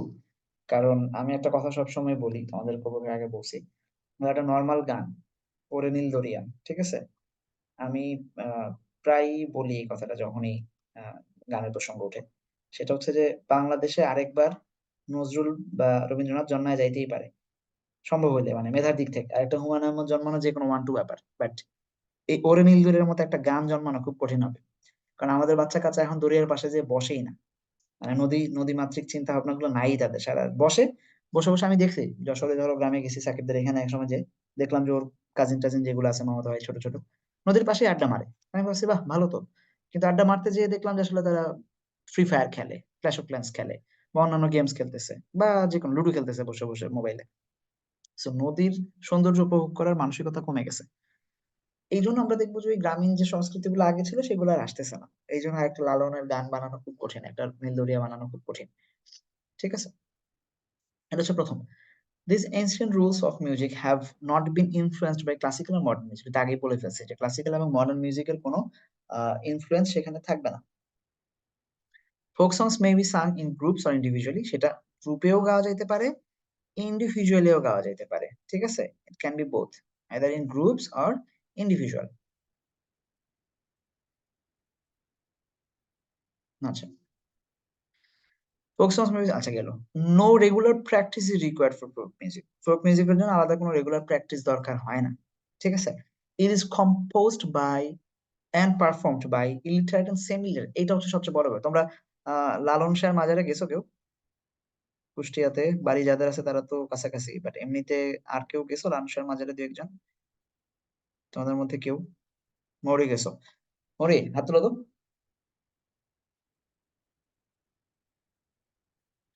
তুমি কি এখানে যে ইয়া মানে ওদের কোনো গান পরিবেশন দেখতে পারছো, নাকি জাস্ট এমনিতে জাস্ট দেখে চলে আসছো? হ্যাঁ স্যার, আমি যখন গেছিলাম তখন ওদের কি জানি বার্ষিক প্রোগ্রাম হয় তখন মানে গেছিলাম। আচ্ছা আচ্ছা। তো ওদের যেখানে যারা গান গায়, মানে ওই যে সাদা ধুতি টুতি পরে থাকে, সাদা গাউন পরে থাকে, ছেলে মেয়ে দুই জনেরই একই ধরনের পোশাক থাকে বা একই কালারের, তাদেরকে দেখে কি মনে হয়েছে তোমাকে যে এরা কেউ বিশ্ববিদ্যালয়ে পড়ছে বা মোটামুটি কলেজ পাশ করা অন্তত, এরকম মনে হয়েছে? একটু অদ্ভুত দেখতে স্যার, কেমন আচ্ছা, জানি সবাই সেটা না একরকমের সেটা না পোশাক পরে। সেটা না, আমি বলতেছি দেখে কি শিক্ষিত মনে হয়েছে কোনোভাবে? সেরকম মনে হয় নাই আমার কাছে। তার অদ্ভুত দেখতে কারণটা হচ্ছে তার অদ্ভুত কিছু কাজকাম করে আর কি, এই জন্য। বাট ইউজুয়ালি মানে তাদের দেখতে শিক্ষিত না তারা, অ্যাকচুয়ালি তা নাই, হ্যাঁ, তারা মোটেই শিক্ষিত না। পারিবারিক ভাবেই অনেকে এখানে আসে থাকে। আমরা হ্যাঁ, লাস্ট হ্যাঁ, যেবার গেলাম, সাকিবের শ্বশুর বাড়ি তো কুষ্টিয়া, সো আমরা ইউজুয়ালি দিকে গেলে চেষ্টা করি যে একটু ঘুরতে ঘুরতে বিভিন্ন জায়গায়। তো ওই সময় দেখলাম যে একটা মা তার ছোট একটা মেয়েকে নিয়ে ওইখানে বসা, মেয়েটাও একটা মানে মন্দিরা বাজাচ্ছে। তার মানে সে আস্তে আস্তে ওই ট্রেডিশনে ঢুকবে, ওই ওই ওই দলের মানে সাথে যাবে সে।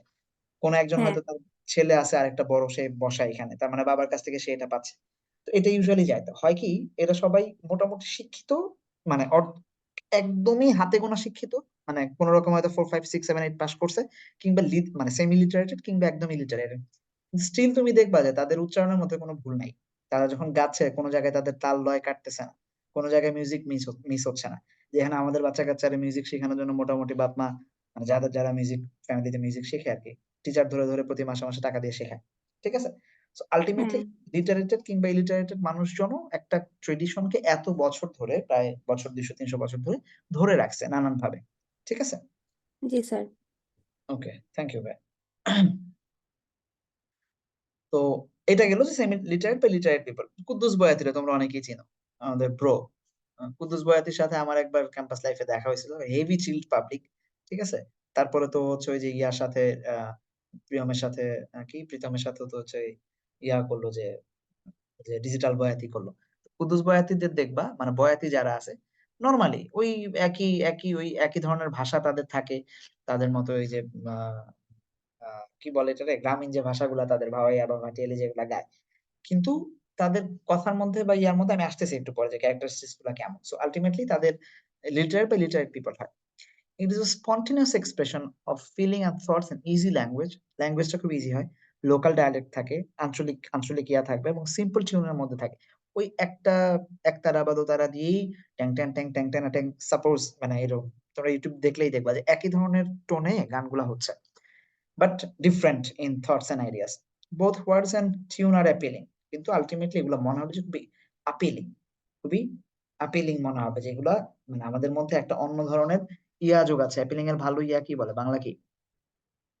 মানে ভালো বাংলা বলো অ্যাপিলিং এর, ভুলে গেছি।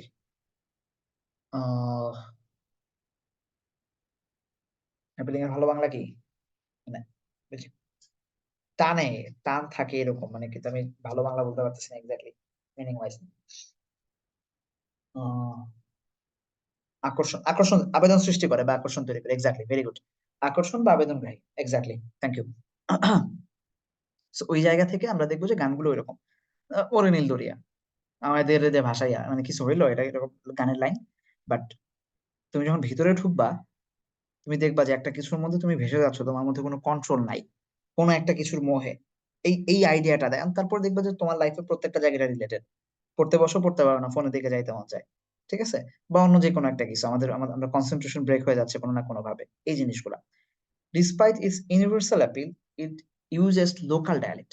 যদিও এটা একটা সার্বজনীন বিশ্বব্যাপী এটার একটা লালনকে নিয়ে এখন মানুষ বাইরে থেকে পড়াশোনা করতে আসছে, আয়ারল্যান্ড থেকে বা হাবি জাবি জায়গা থেকে লালন ফকিরের গান, তার ভেতরে কি ফিলোসফি সেটা দেখতে আসতেছে সবাই। বাট স্টিল ওই গান দেখো, নর্মাল কথাবার্তা, যেমন ধরো জাত গেল বলে। আহ, তো এই গানে লালন ওই নর্মাল কথা দিয়ে আহ ধরো আহ বামন চন্ডাল চামার মুচি একই জলে হয় গো শুচি, নর্মাল কথা না? যে বামন চন্ডাল এসব নিয়ে আসছে, কিন্তু ভেতরের মেসেজটা কি? তাহলে তুমি মরে গেলে তোমারে মানে তোমার যেই মাটিতে রাখবে ওই মাটিতে তো আমিও থাকবো, তোমার যেই জলে ধোয়াবে গঙ্গার জলে সেই জলে আমারও ধোয়াবে, তো এত জাতের বিভেদ কেন? এই যে একটা ইউনিভার্সাল অ্যাপিল, যে পৃথিবীব্যাপী রেসিজমের যে অবস্থাটা, সেই অবস্থাটা উনি তুলে নিয়ে আসছেন। বামন চন্ডাল চামার মুচি একই জলে হয় গো শুচি, এরকম আরেকটা লাইন বাংলা গানে খুঁজে পাওয়া খুব কঠিন ওই সময়। মানে মানুষের জাতপাত নিয়ে বহুজন বহু কিছু লিখতেছে, বাট এরকম আরেকটা লাইন তখন বাংলা গানে খুঁজে পাওয়া খুব কঠিন, যেটা হয়তো শরৎচন্দ্র উপন্যাসে লিখতেছেন, বা তারও আগে শেক্সপিয়ার ওই যে the blood of juice is also red, এই ধরনের কথাবার্তা এটার সাথে মিলে। তো ইউনিভার্সাল আপিলটা থাকা সত্ত্বেও আমরা দেখবো যে ডায়ালেক্ট গুলো হয় একদম লোকাল, ঠিক আছে? আমি জানি না তোমরা আশা করি বুঝতে পারছো আমি যথেষ্ট সহজ ল্যাঙ্গুয়েজে বলার চেষ্টা করতেছি। It depends upon nature and rural environment, খুবই প্রাকৃতিক এবং গ্রামীণ পরিবেশের উপর এগুলা বসবাস করে। গান দুই একটা দিয়ে রাখছি, ঠিক আছে? এগুলা it is an explicit manifestation of joy and sorrow of our daily life. আমাদের প্রতিদিনের দুঃখ এবং আনন্দের একটা ম্যানিফেস্টেশন এটা, ঠিক আছে? যে আমাদের আমাদের দুঃখ আনন্দ এখানে লুকায় আছে, নর্মাল কথাবার্তা, ঠিক আছে? তবে সেগুলো মমতাজের গান না, আর যাই হোক। It uses simple and natural rhythm, খুবই নর্মাল এবং খুব ন্যাচারাল রিদম ব্যবহার করা হয়। It contains strong emotive expression. What is the meaning of emotive? Expression of human love and separation, মানুষের প্রেম এবং দ্রোহ, প্রেম এবং বিরহ দুইটাই, এই দুইটা জিনিসের, প্রেম এবং বিরহের এই দুইটা জিনিসেরই ইমোটিভ এক্সপ্রেশন। বললাম না ইমোটিভ মানে কি? ইমোটিভ মানে হচ্ছে প্রচন্ড আবেগী, আবেগগ্রাহী, আবেগিক। যদি বাংলায় বলি, বাংলা ঠিক আছে কিনা আমি সাইড না থাকলে সমস্যা নেই। আবেগিক এক ধরনের প্রকাশ, যেটা দিয়ে আহ মানে প্রেম বা বিরহ যেটাই থাকুক সেটা দিয়ে আমরা প্রকাশ করি। ঠিক আছে, এই যে এই গানে কাছের মানুষ দূরে থুইয়া মরি আমি ধরফরাইয়া, মানে এই ধরফরাইয়া মরি যদি তুমি নর্মালি আমার ক্লাসে বলো যে স্যার ধরফর করতেছে, আমি বলবো কি ধরনের ভাষা ইউজ করলাম ভাই, বাট স্টিল এই নর্মাল ভাষাটা দিয়ে একটা মানুষ আরেকজনকে মিস করা বা তার পরিবেশকে মিস করা যে মানে আহ মানে আকুতি, এই জিনিসটা ফুটে ওঠে বিরহ এবং প্রেম দুইটা একসাথে। সো এই জিনিসগুলো ইউজ হয় আর কি। আচ্ছা, ফোক মিউজিক বাংলাদেশে হ্যাজ ভ্যারাইটি আছে।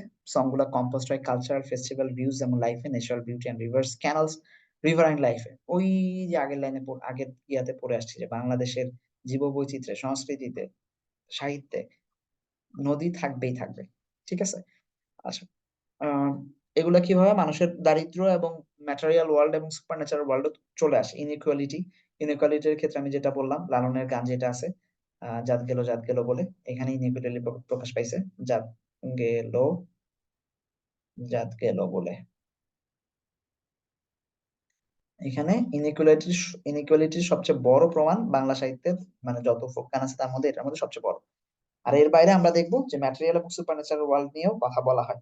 ঠিক আছে, সুপার ন্যাচারাল ওয়ার্ল্ড যেমন আধ্যাত্মিক জগৎ, আধ্যাত্মিক হচ্ছে আধ্যাত্মিক, তুমি যদি ইয়াতে যাও, সিলেটে যেন কি আছে, সিলেটে হাসান রাজা, হাসান রাজার তুমি যদি গান দেখো, লোকে বলে ও বলে রে, লোকে বলে বলে রে, এই গানে তুমি যদি দেখো তাহলে এই সুপার ন্যাচারাল ব্যাপারটা তো চলে আসবে যে আমি দুনিয়াতে এত ঘর বাড়ি করে কি করবো, শূন্যের মাঝে যদি আমার যাইতে হয় তাহলে কি দরকার এখানে।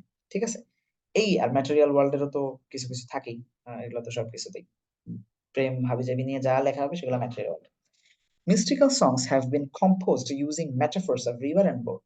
মেটাফোর গুলা রিভার বোট এগুলাকে দিয়েই বেশি বেশি করা হয়েছে, কারণ অ্যাকচুয়ালি আমাদের জীবন তাদের জীবন, ওই যেই কমিউনিটি এরা লিখতেছে সেই কমিউনিটির লাইফটাতে এইটা খুব বেশি ইনফ্লুয়েন্সিয়াল ছিল। ঠিক আছে, সেই ক্ষেত্রে আমরা দেখবো যে এটা সবসময় ইউজ হওয়াটা খুব স্বাভাবিক। ওরে নীল দরিয়া বলো, আর আম, আহ, আরেকটা গান আছে খুবই পপুলার, ভুলে গেলাম, আহ হায়রে মানুষ রঙিন মানুষ, এটা যদিও ফোকে পড়ে না, বাট সামটাইমস।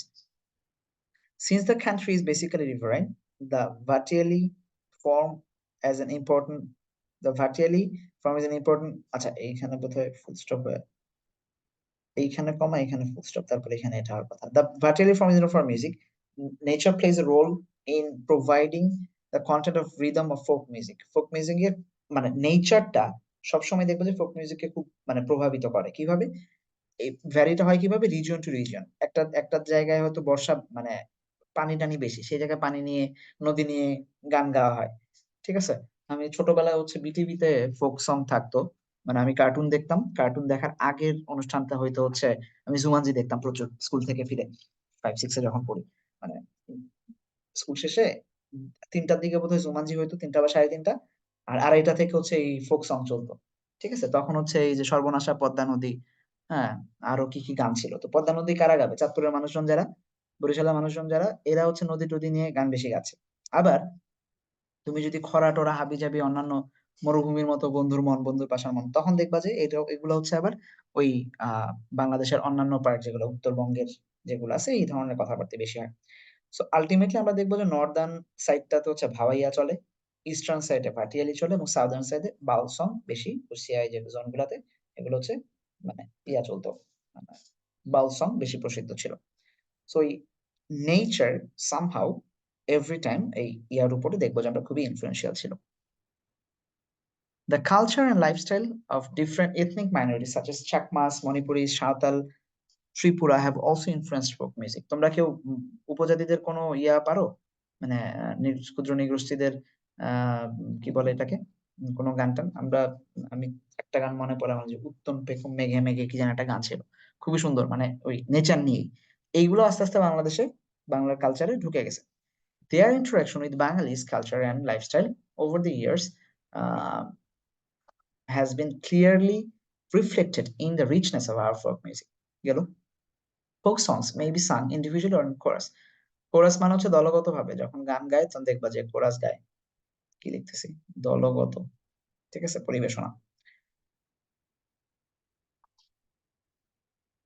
কি করছে, আমি নীলদরিয়া গিয়ে ডিস্ট্রিক্টে ফার্স্ট হয়েছিলাম, আরে বাহ, সেই অবস্থা নাজিম।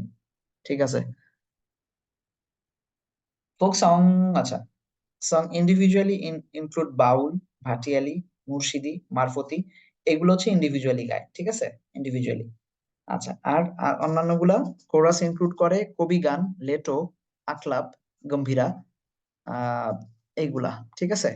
তাহলে কোরাসের মধ্যে এগুলা, আর ইন্ডিভিজুয়ালির মধ্যে হচ্ছে নিচের গুলা, মুর্শিদি, আনন্দ। Some songs are regional in characters, but others are common in both Bangladesh and West Bengal. যেহেতু বাংলা, সো ওয়েস্ট বেঙ্গল এটার সাথে খুবই ইনক্লুডেড, ঠিক আছে, আলাদা কিছু না। Similarly, the some song belong to distinctive and one religious community, Hindu আর মুসলিম, কিছু কিছু থাকে হিন্দু এবং মুসলিম। যেমন ধরো রবীন্দ্রনাথ নিজেও তো মানে ফোক ধারায় গান গায়, সরি, কাজী নজরুল, পুবান হাওয়া নাম শুনছো? পুবান পুবান হাওয়া, ওই কাবানি একটা গান, তো ওটা দেখবা যে ফোক ওয়েতে গাওয়া হয়েছে, বাট সেটা ওই এই গান কাবা তো আর কে যাবে, খ্রিস্টান, হিন্দু, বৌদ্ধরা তো যাবে না, তাদের জন্য। আহ কিন্তু আবার সব কিছু কিছু আছে দুই ধর্মের জন্য, যেটা ইউনিভার্সাল, বা কি বলবো এটারে, যে আহ ধর্ম ইন্ডিকেট করে গাওয়া না, বা কোনো নির্দিষ্ট জন্য ইয়া না, ঠিক আছে। আচ্ছা, the other cross religious boundaries. Some songs belongs to exclusively to men and others to women. While some are sung by both men and women.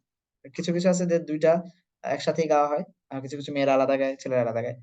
Thus only women compose and sing এটা কি ব্রত গান and মেয়েলি গীত, এই দুটো হচ্ছে মেয়েদের জন্য আলাদা করে, ব্রত গান এবং মেয়েলি গীত।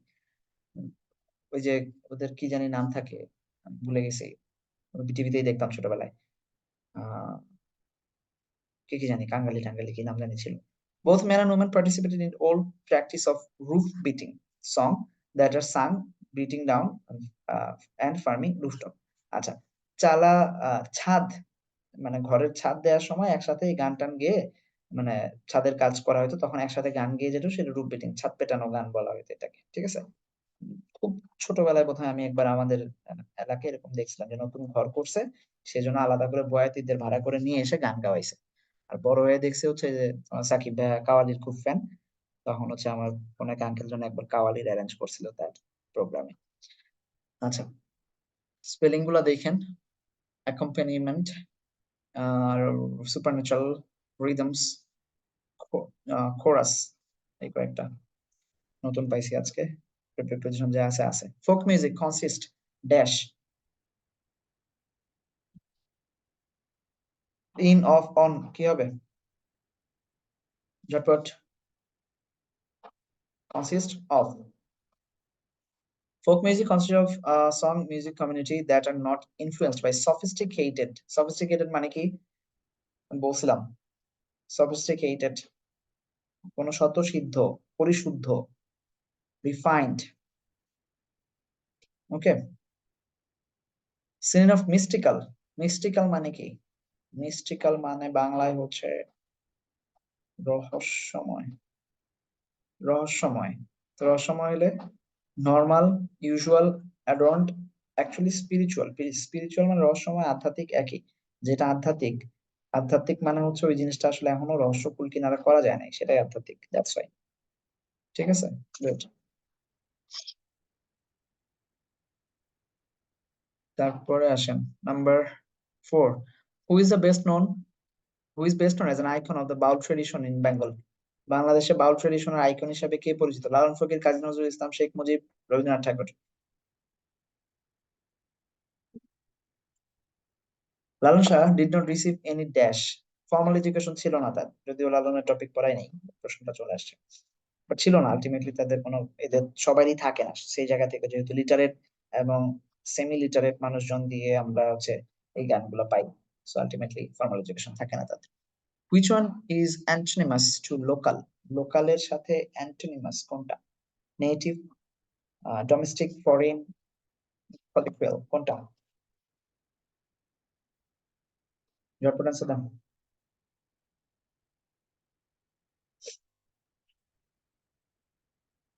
D, foreign. বাকিগুলা সবকিছুই লোকাল বা চলমান, চলে, নিজেদের সাথে চলে, এরকম। ফরেন হচ্ছে বিদেশি। আওয়ার ক্রাফট, জান, art in our country has a long history. It has been practiced in household in form of pottery, and nakshikantha, kantha মানে কাঁথা আর কি, চন্দ্রবিন্দু যেহেতু ছিল। পটারি, নকশিকাঁথা আর এমব্রয়ডারিড কুইল্ট, এটা পড়ছেন ছোটবেলায়। আলপনা or intricate mostly floral design in rice paste, এটা কি বই খুলে বুঝতেছি না কিছুই, এটা কি লেখা? Rice rice paste,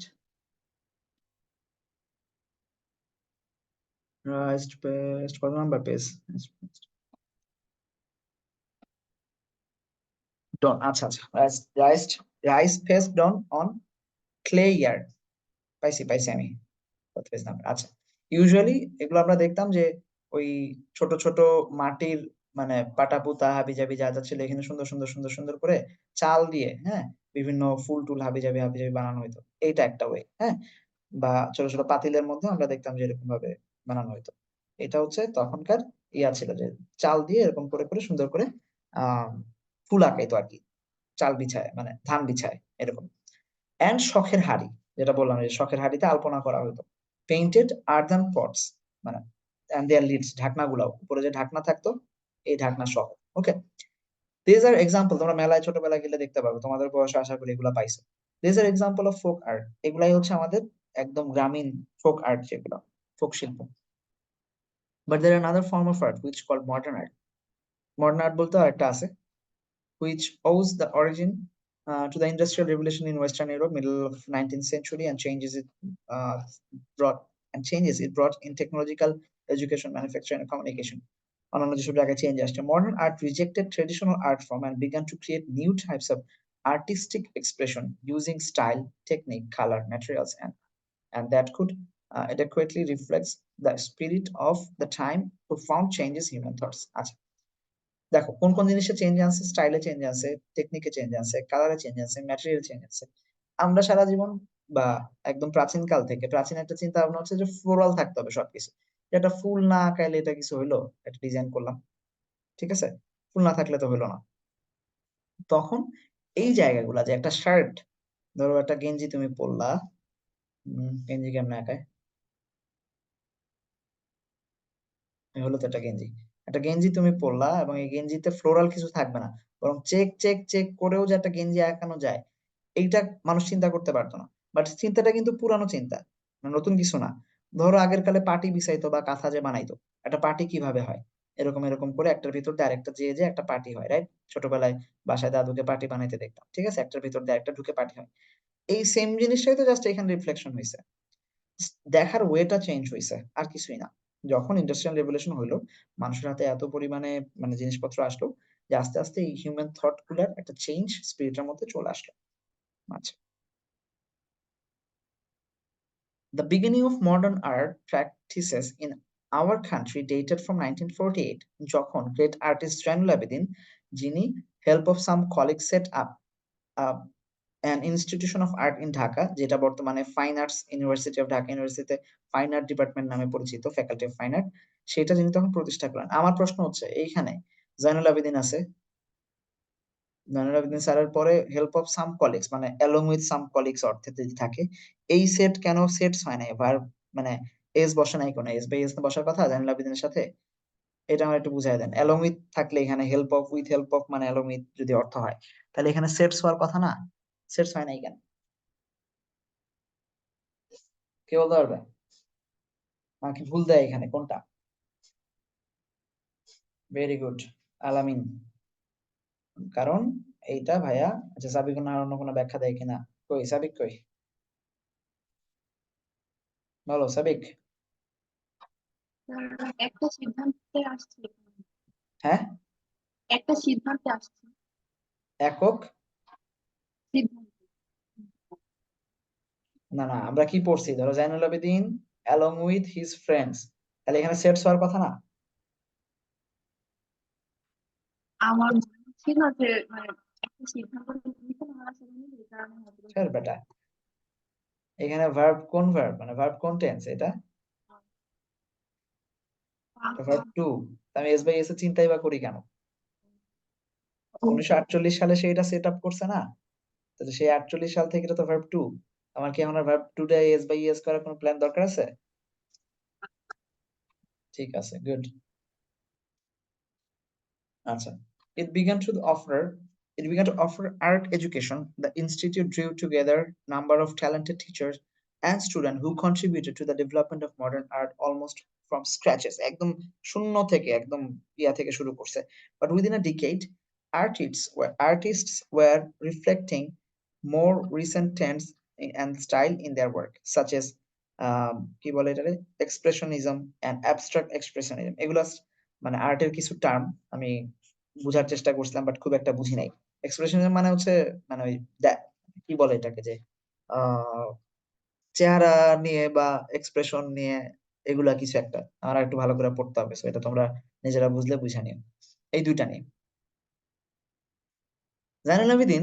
Zainul has had earned all India fame in his fame এটা বানান রেখেন, বানান সহ দেখেন, দুর্ভিক্ষের যে স্কেচ গুলা সে করছিল সেইখানে সে অল ইন্ডিয়ান একটা ইয়া অর্জন করছিল, ঠিক আছে, পপুলারিটি অর্জন করছিল বা একটা ফেম তার তৈরি হয়েছিল। A series of haunting sketches based on Bengal famine in 1943 1993 এ বাংলার যে দুর্ভিক্ষ হয়েছিল, দেখছি এই ছবি, দেখছো তেমন, দেখো নাই তেমন কেউ নাই, অন্তত একটা ছবি দেখো নাই যে মানুষ আর কুকুর একসাথে বসে খাচ্ছে, কাক আর মানুষ একসাথে মানুষের মাংস খাচ্ছে, এই ধরনের জিনিস দেখছি আমরা, which took hundreds of thousands of lives. His watercolors, scroll painting, drawing inspire our actives even today. আমাদের আর্টিস্টদেরকে এটা এখনো ইন্সপায়ার করে। The other prominent artists who will have major contribution, বাদ বাকি সবার নাম কামরুল হাসান, এস এম সুলতান, মোটামুটি তোমরা পটুয়া কামরুলকে চিনো, এস এম সুলতানকে চিনো, শফিউদ্দিনকে চিনো, হ্যাঁ, কাইয়ুম চৌধুরীকে চিনো, মর্তুজা বশিরকে চেনো, ঠিক আছে, বাদ বাকি আরো কয়েক নভেরা অন্যান্য। এখন বাংলাদেশে যে কিছুদিন আগে 25,000 বইয়ের প্রচ্ছদ করছে আমাদের ধ্রুব এশকে দেখলাম, রাইট, ধ্রুব এশ, এশ বানান কি জানি না, এনিওয়ে, ঠিক আছে।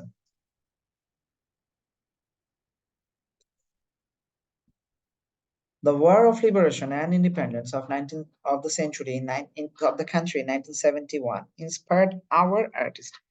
আমাদের আর্টিস্টদেরকে continue the efforts of earlier artist, তাদেরকে এইটা কন্টিনিউ করা যেটা তাদের আগের আর্টিস্টরা করে গেছেন, to explore the limits of art and create new expressive mode, আরো অন্যান্য এক্সপ্রেসিভ মোডে যাওয়ার চেষ্টা করার জন্য। ফর দ্য নেক্সট 4 decades, বাকি 40 বছরে মানে পরের 4 দশকে, art of our countries from many experimentation, অনেক কিছু দেখছে, artist deal with new idea as installation art, তারপরে হচ্ছে গ্রাফিক আর্ট, তারপরে reshape are older and tradition art form, মানে এখন তো কেউ আর মানে অনেকেই চাইলে ইলাস্ট্রেটরে কাজ করতে পারে, ঠিক আছে, অ্যাডোব দিয়ে কাজ করা যায়, অ্যাডোব দিয়ে কাজ করা যায়, অ্যাডোব ইলাস্ট্রেশন মানে অন্যান্য যা যা আছে এগুলো দিয়ে গ্রাফিক ডিজাইন বা অন্যান্য কিছু করে, আমার নট নেসেসারি যে তোমাকে হাতেই করতে হবে, প্যাডে বসে বসে অনেকে কাজ করে, আইপ্যাড দিয়ে কাজ করতেছে বা অন্যান্য গ্রাফিক ট্যাব দিয়ে কাজ করে, ঠিক আছে। আচ্ছা, ওল্ডার এবং ট্রেডিশনাল ফর্মকে একসাথে রিশেপ করার চেষ্টা করেছে। If you visit art gallery or exhibition, you will find how our art reflects and changing realities in fascinating and insightful ways. কিভাবে আমাদের এই যে তোমরা যদি কোথাও মানে কোনো মিউজিয়ামে যাও, যদি কখনো যাও তাহলে দেখবা যে ওইখানে আমাদের ইয়াগুলা কত মানে অসাধারণ পরিবর্তন হচ্ছে, মানে কিভাবে চেঞ্জিং রিয়ালিটিস গুলা ধরা পড়ে ফ্যাসিনেটিং এবং ইনসাইটফুল ওয়ে, অন্তর্দৃষ্টি এবং উপলব্ধির জায়গায় এই পরিবর্তনগুলো হচ্ছে, ইনসাইটফুল অন্তর্দৃষ্টি। সো জয়নুল আবেদিন এখানে শিল্পাচার্য হিসাবে একটা বড় অবদান উনি রাখার চেষ্টা করছেন। আসেন, the expression and imagination of man is known as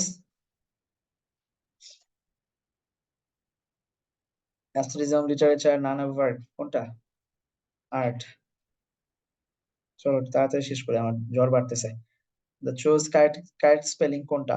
aesthetic, aesthetic এ ই হবে একটা বাদ, tic হবে আরেকটা বাদ, থের ই লাগবে, তারপর আই টি লাগবে, সো এ নাম্বারটা অ্যাস্থেটিক। হ্যাঁ, অ্যাস্থেটিক মানে কি বাংলা? নান্দনিক, okay, form of beauty or something related to that. Who established, very good Nusrat, who established the institution of art in Dhaka, ঢাকায় কে ইনস্টিটিউশন আর্ট কে প্রতিষ্ঠা করছে? Zainul Abedin, S M Sultan, Mainul Islam, Mrinal Sen. J A. Zainul Abedin earned laurels for কি? His work on experimentalism, setting up the Arts Institute, sketching, famine photograph, his humanitarian approach. প্রথম উনি all Indian, এটা যদি আরো স্পেসিফিকলি বলি অল ইন্ডিয়ান, ঠিক আছে? অল ইন্ডিয়ান ফেম আসলো তার কবে? সেটাই হচ্ছে এখানে আমাদের মূল উদ্দেশ্য। অল ইন্ডিয়ান ফেমটাই এখানে মূল চাহিদা। হোয়াট অল ইন্ডিয়ান ফেমটাই মূল চাহিদা, তাহলে সেটা কি? Sketching, famine, photographs. Okay, good. Antonym of continue is, antonym of continue, stop, halt, none, carry on. Continue এর অ্যান্টোনিম, না না না না, এটা ভুল হয়েছে, এটা সিনোনিম হবে। সিনোনিম হলে ঠিকঠাক হয়। Synonym of, synonym to continue এবার হচ্ছে ক্যারি অন, ঠিক আছে? কারণ স্টপ মানে যা, হল্ট মানে তাই, তাহলে নাম তো হয়ই না, ক্যারি অন হচ্ছে রাইট অ্যান্সার। ওকে, আমি নটা সিনোনিম দিতে যে ইয়া দিছি। Art in our country has a dash history, glorious, long, brief, conventional. Conventional হবে না এক নম্বরে, brief historyও নাই। গ্লোরিয়াস এবং লং এর মধ্যে কোনটা যায়? বইয়ে বলা আছে লং হিস্ট্রি।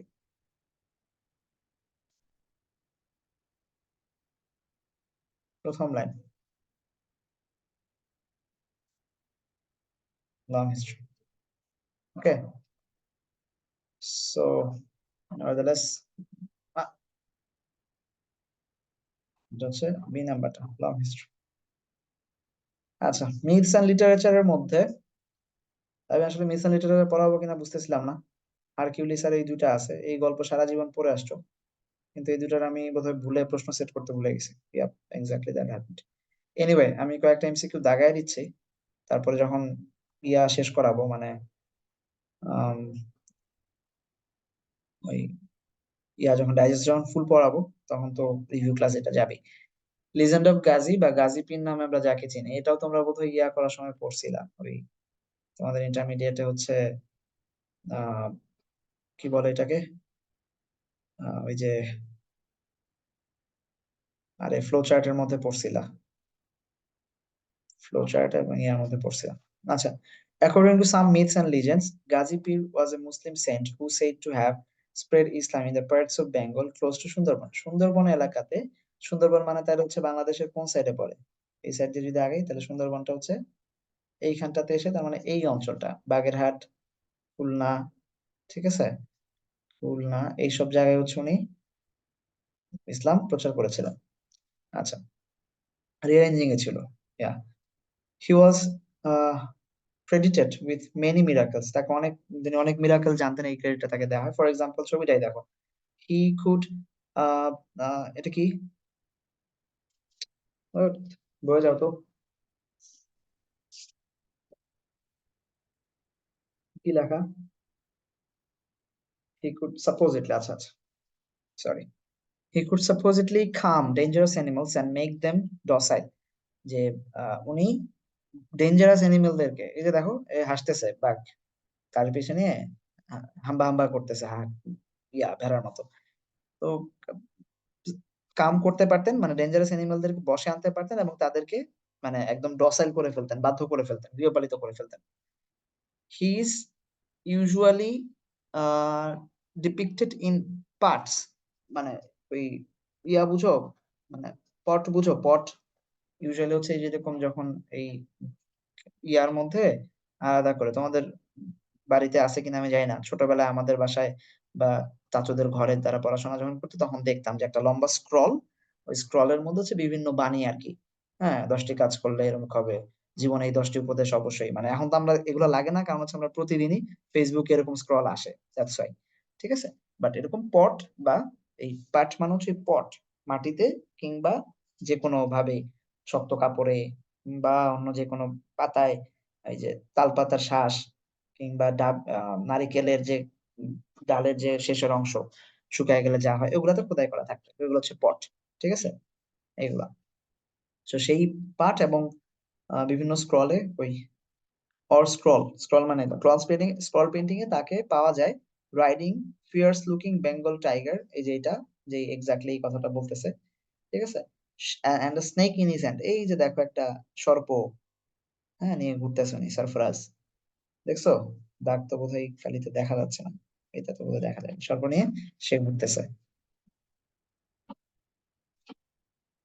এই যে একটা সাপ, এই সাপের মাথা, এই যে এখানে এখানে সাপটা, হ্যাঁ, এটা নিয়ে উনি ঘুরতেছেন। আচ্ছা, snake in his hand but no apparent danger, কিন্তু কোনো কিছুই মনে হচ্ছে না, বাঘ নাচতেছে, লেজ নাচাইতেছে, হ্যাঁ।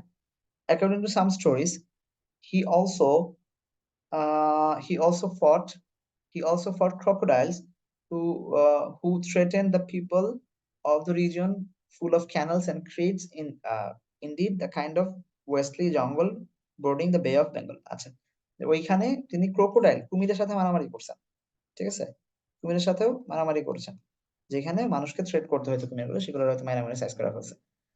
Because of this alert and vigilant presence, তার এই সতর্ক এবং মানে সাহসী উদ্দীপনা বা উপস্থাপনার জন্য, সবসময়ের জন্য প্রেজেন্ট থাকতেন। All predatory animal were said to have been kept within the bounds, এই সমস্ত প্রেডেটরি হিংস্র প্রাণী যেগুলো আছে, এরা সবগুলো বাউন্ডারি ম্যাপে চলতো আর কি, মানে তাদের যেখানে থাকার কথা সেখানে থাকতো, লোকালয়ে আসতাম। It was also believe that he enabled villagers to live close to forest, উনি ভিলেজারদেরকে ক্লোজ টু ফরেস্ট, বনের কাছাকাছি বসবাস করানোর প্র্যাকটিস করাইছেন, এবং কালটিভেট দেয়ার ল্যান্ডস, যে বনের আশপাশ দিয়েই যে তোমরা এখানে থাকো, কালটিভেট করো, আবাদি জমি গড়ে তোলো, কাছাকাছি কোনো সমস্যা নেই, বিলিভ করেছেন যে এখানে থাকা যায়, যেহেতু উনি হিংস্র জন্তুদেরকে বসে আনতে পারছেন। Consequently the people of this region would pray to him for protection, তার কাছে প্রোটেকশনের জন্য আসতো, ঠিক আছে, আমাদেরকে প্রোটেক্ট করার জন্য। যে the story of Ghazi Pir has been preserved in folk literature as well as art has been performed in indigenous theatre. Some Gazir pot across scrolls, across some Gazir pot scrolls are part of collection in British Museum. আমার এক আমি কলকাতায় যে গেলাম, আমাদের এক দিদি আছেন আর কি, উনি, আমি তার রিসার্চ অ্যাসিস্ট্যান্ট ছিলাম back in my university life. তো ওকে বলছিলাম যে এরকম কিছু পাওয়া যায় কিনা, ও ব্রিটিশ মিউজিয়ামের কিউরেটর ছিল একসময়, ও বলছিল ছবি তুলে পাঠাবে, বাট শি ইজ বিজি, হয়তো পাঠালে আমি তোমাদের দেখাতে পারবো, ঠিক আছে। ওকে, তো ওইখান থেকে এগুলা হচ্ছে কয়েকটা যেগুলো এমসিকিউ আসার মতো হবে। হারকিউলিসের গল্প তো মোটামুটি মানে পড়তে পড়তে শেষ জীবন ভরা, বইয়ে না থাকলেও, বইয়ে না পড়লেও আমরা মোটামুটি রিয়ারেঞ্জের মধ্যে এটা পড়ে ফেলছি সারা জীবন, ঠিক আছে, আমাদের রিয়ারেঞ্জে। এবং আমিও পড়াইছি, মনে আছে তোমাদের যারা আমাদের সাথে গতবারের 23-এর ফাইনাল প্রিপারেশনে ছিল স্কুল অফ এক্সেলেন্স বা এফআরবি তে ছিল, এসিএস এ তাদের সাথে পড়ানো হয়েছিল। Hercules was the son of Jupiter and Alcmena, কার বাচ্চা কাচ্চা? জুপিটার এবং আলকেমিনা, এই কটা জাস্ট দাগায় রাখো যা যা পড়াচ্ছে। ইউরেস্থাস, ইউরেস্থাস মানে ইউরেস্থাস হচ্ছে দ্য কিং অফ মিসেনিয়া বা মাইসেনিয়া, হিজ কাজিন। ইউরেস্থাস হচ্ছে তার কাজিন, জুপিটার হারকিউলিসের, Dwayne Johnson the Rock made him undergo some difficult tasks, তাকে কিছু ডিফিকাল্ট টাস্ক করাইছে, which are known Greek myths as 12 labor of Hercules, হারকিউলিসের 12 কঠিন কাজ নামে যেটা পরিচিত, 12 labor of Hercules, হারকিউলিসের 12টা কঠিন টাস্কের মধ্যে দিয়ে গেছে, ওইটা এখন মিথ হিসাবে প্রচলিত। The first involved a fight with lion, প্রথমটা হচ্ছে একটা লায়নের সাথে সে ফাইট করছে, ঠিক আছে। কেমনে সেটা? ভ্যালি অফ নেমিয়া নামে একটা জায়গায়, উপত্যকা, নেমিয়া উপত্যকায়, সেখানে একটা টেরিবল লায়ন, এবং সে মেনাস্ট মানে অত্যাচারিত হচ্ছিল, খুবই ধ্বংস সাধন হচ্ছিল সেখানে। সেইখানে হারকিউলিসকে ইউরেস্থাস পাঠাইছে তার কাজিন, যে পারলে ওরে মার, এবং তার মানে মেরে চামড়া এনে দিতে হবে, স্কিন খুলে এনে দিতে হবে। ওইটা তখনকার যুগে একটা শৌর্যবীর্য ছিল, যে মেরে স্কিন নিয়ে আসা। At first Hercules tried to fight the lion with his club, হারকিউলিসের একটা বিখ্যাত ক্লাব ছিল, এই যে ছবিতে দেখতে পাচ্ছ, এইটা হচ্ছে হারকিউলিসের ক্লাব, ঠিক আছে। এই ক্লাবটা হারকিউলিসের খুব বিখ্যাত, দণ্ডটা নিয়ে সবসময় ঘুরে, তোমরা হারকিউলিস মুভিতেও দেখবা, ডন জনসনেরটা দেখো, আর এর আগে যে ইয়ারটা ছিল দুটাতেই দেখবা, সে ক্লাবটা নিয়ে সবসময় ঘুরে বেড়ায়। Hercules tried to fight the lion with his club and arrow, তার তীর যা ছিল, but it took him nowhere, কিন্তু এটা কোথাও তাকে নিয়ে যাচ্ছিল না, মানে কাজ হচ্ছিল না। Then Hercules attempted different tactic. He decided to use his hands. He thus managed to slay the animal with his own hand. মানে ইয়াতে রকের মুভিতে এটা খুব সুন্দর করে দেখাইছে যে এই যে ইয়ার যে চোয়ালটা, এটা তো হচ্ছে বাঘের মানে সিংহের চোয়াল, হ্যাঁ, সিংহের যে হাঁ করলে যে চোয়াল থাকে আর কি নর্মালি, এই চোয়ালটা ধরে ও হাত দিয়ে এই চোয়াল চিরে ফেলছে, মানে টান দিয়ে একদম মানে যা ছিল ওটা খুলে ফেলছে, মানে সর্ট অফ আমরা মাছের মাথা খাওয়ার সময় যেরকম করি আর কি। He thus managed to slay the lion in his own hand, relying entirely in his immense strength. যে তার মানে হারকিউলিস সবসময় নির্ভরই করতো এই জায়গায় যে তার মানে অসুরের মতো শক্তিটা আছে, যে ইমেন্স স্ট্রেংথ তার ছিল, অসীম সাহসী এবং শক্তি। Victorious, he returned to the Messenia carrying the dead lion on his shoulders, sight that terrified the king. তার কাজিন এই জিরাস্টাস, সে এটা দেখে ভয় পেয়ে গেছে যে কি ঘটনা ঘটাইলো, এই সিংহটি কেমনে মারলো। আচ্ছা, তারপর কি হলো, নেক্সট টাস্ক ছিল সে একটা মনস্টারকে মারবে যেটা নাম ছিল হাইড্রা। হাইড্রার একটা ঝামেলা ছিল, সেটা কি কে বলতে পারবে? হাইড্রার একটা ইস্যু হচ্ছে, সে হাইড্রার ছিল 9টা মাথা, কিন্তু মাঝখানে যেটা ছিল সেইটাকে বলা হয়তো দি ইমর্টাল ওয়ান। মাঝখানে মিডল ওয়ানটা ছিল always said to B the immortal one. হ্যাঁ, যে মাঝখানে মাথাটা কেউ কখনো মারতে পারে না, কারণ সমস্যা হচ্ছে যখনই সে তার ওই ক্লাব দিয়ে তার হাইড্রার মাথায় মারতেছে, whenever he knocked off a head, একটা যখন ফেলে দিচ্ছে সেখান থেকে ইমিডিয়েট 2টা নতুন মাথা গজাচ্ছে, তার মানে যদি 3টা ফেলে দেয় আলটিমেটলি ওখানে 6টা গজাচ্ছে, সো আলটিমেটলি সেখানে হচ্ছে 9টার জায়গায় 12টা হয়ে যাচ্ছে। আচ্ছা, eventually with the help of his devoted servant Iolaus, Iolaus নামে তার এক ভৃত্য ছিল, ভৃত্য মানে তখনকার যুগে মানে রাজা রাজনারা যারা নিয়ে সাথে নিয়ে ঘুরতো, সর্ট অফ মানে সবসময় পাশে যে থাকতো সেক্রেটারির মতো। Hercules succeeded in burning all the heads of Hydra except the 9th or immortal one. শেষটারে মারতে পারতেছিল না। Once he decided to bury under a huge rock, তখন সে কি করলো, এটারে ইয়া দিয়ে কেটে একটা বড় পাথরের নিচে পুঁতে ফেললো, যাতে করে সে আর বেরোতে না পারে। In other words, Hercules triumphed again and he succeeded every time he was given an impossible task. যখনই তাকে দেওয়া হতো তখনই সে, ইরোস্টাস যখন তাকে এগুলো দিত, সে ট্রায়াম্প ছিল, জিতে যাইতো। This is how he began to acquire the reputation of a hero possessing immense strength throughout the world. এইভাবে সারা বিশ্বব্যাপী তাকে একজন কি বলা হলো, যে একজন ইমেন্স স্ট্রেংথ ওয়ালা একজন হিরো হিসাবে সারা পৃথিবীব্যাপী তাকে রিকগনাইজ করা হচ্ছিল বা স্বীকৃতি দেওয়া হচ্ছিল। ওকে, এই টুকটাক জিনিসপত্র, বাকি এমসিকিউ গুলো আমি ইনশাআল্লাহ নেক্সট ইয়াতে তোমাদের রিভিউ ক্লাসে যেদিন হবে সেদিন ধরাই দিব না এখান থেকে। এখান থেকে প্রশ্ন আসবে কি আসবে না জানি না, কালকে রিটেনও ধরবো আমি এই টপিকগুলো, যেহেতু আমাদের শুধু ইউনিট 12 রিটেন বাকি ছিল। 12 এর পাশাপাশি এখান থেকেও যেগুলো ইম্পর্টেন্ট মনে হবে আমি এগুলো করাই দিব, আশা করি তোমাদের এগুলোতে সমস্যা হবে না বা কোনো আর্গুমেন্ট থাকবে না তোমাদের, ঠিক আছে? ইউনিট 12 এর পাশাপাশি বাদ বাকিগুলো আমি করাই দিব ইনশাআল্লাহ। তাহলে আর কালকে কখন ক্লাস নেবো আমি একটু রাতে জানাবো না, কারণ কালকে আবার একটা কাজও আছে, ঠিক আছে? দেখি আমি একটু সকাল দিকে নিতে পারি কিনা, কারণ বিকাল দিকে এসে আসলে শরীর বেশি খারাপ লাগতেছে, ডাক্তার দেখাতে যাইতে পারি। এনিওয়ে, সো কালকে দেখা হবে ইনশাআল্লাহ। আশা করি এখান থেকে যা যা পড়ছেন ভালো করে এমসিকিউ গুলো দেখে রাখেন। আজকের কোনো ক্লাস টেস্ট নাই, যেহেতু এটা বোনাস ক্লাস, তো কোনো মনোযোগ যাচাই হবে না, ক্লাস টেস্ট হবে না, ইউ গাইজ আর ফ্রি। রাতে পরীক্ষা আছে লিটারেচারের উপরে, ওটা অ্যাটেন্ড করুন, ঠিক আছে? লিটারেচারে একটা প্রশ্ন দিয়ে দিছি যে কোল্ড থেকে প্রশ্ন করব। ওকে ভাইয়া,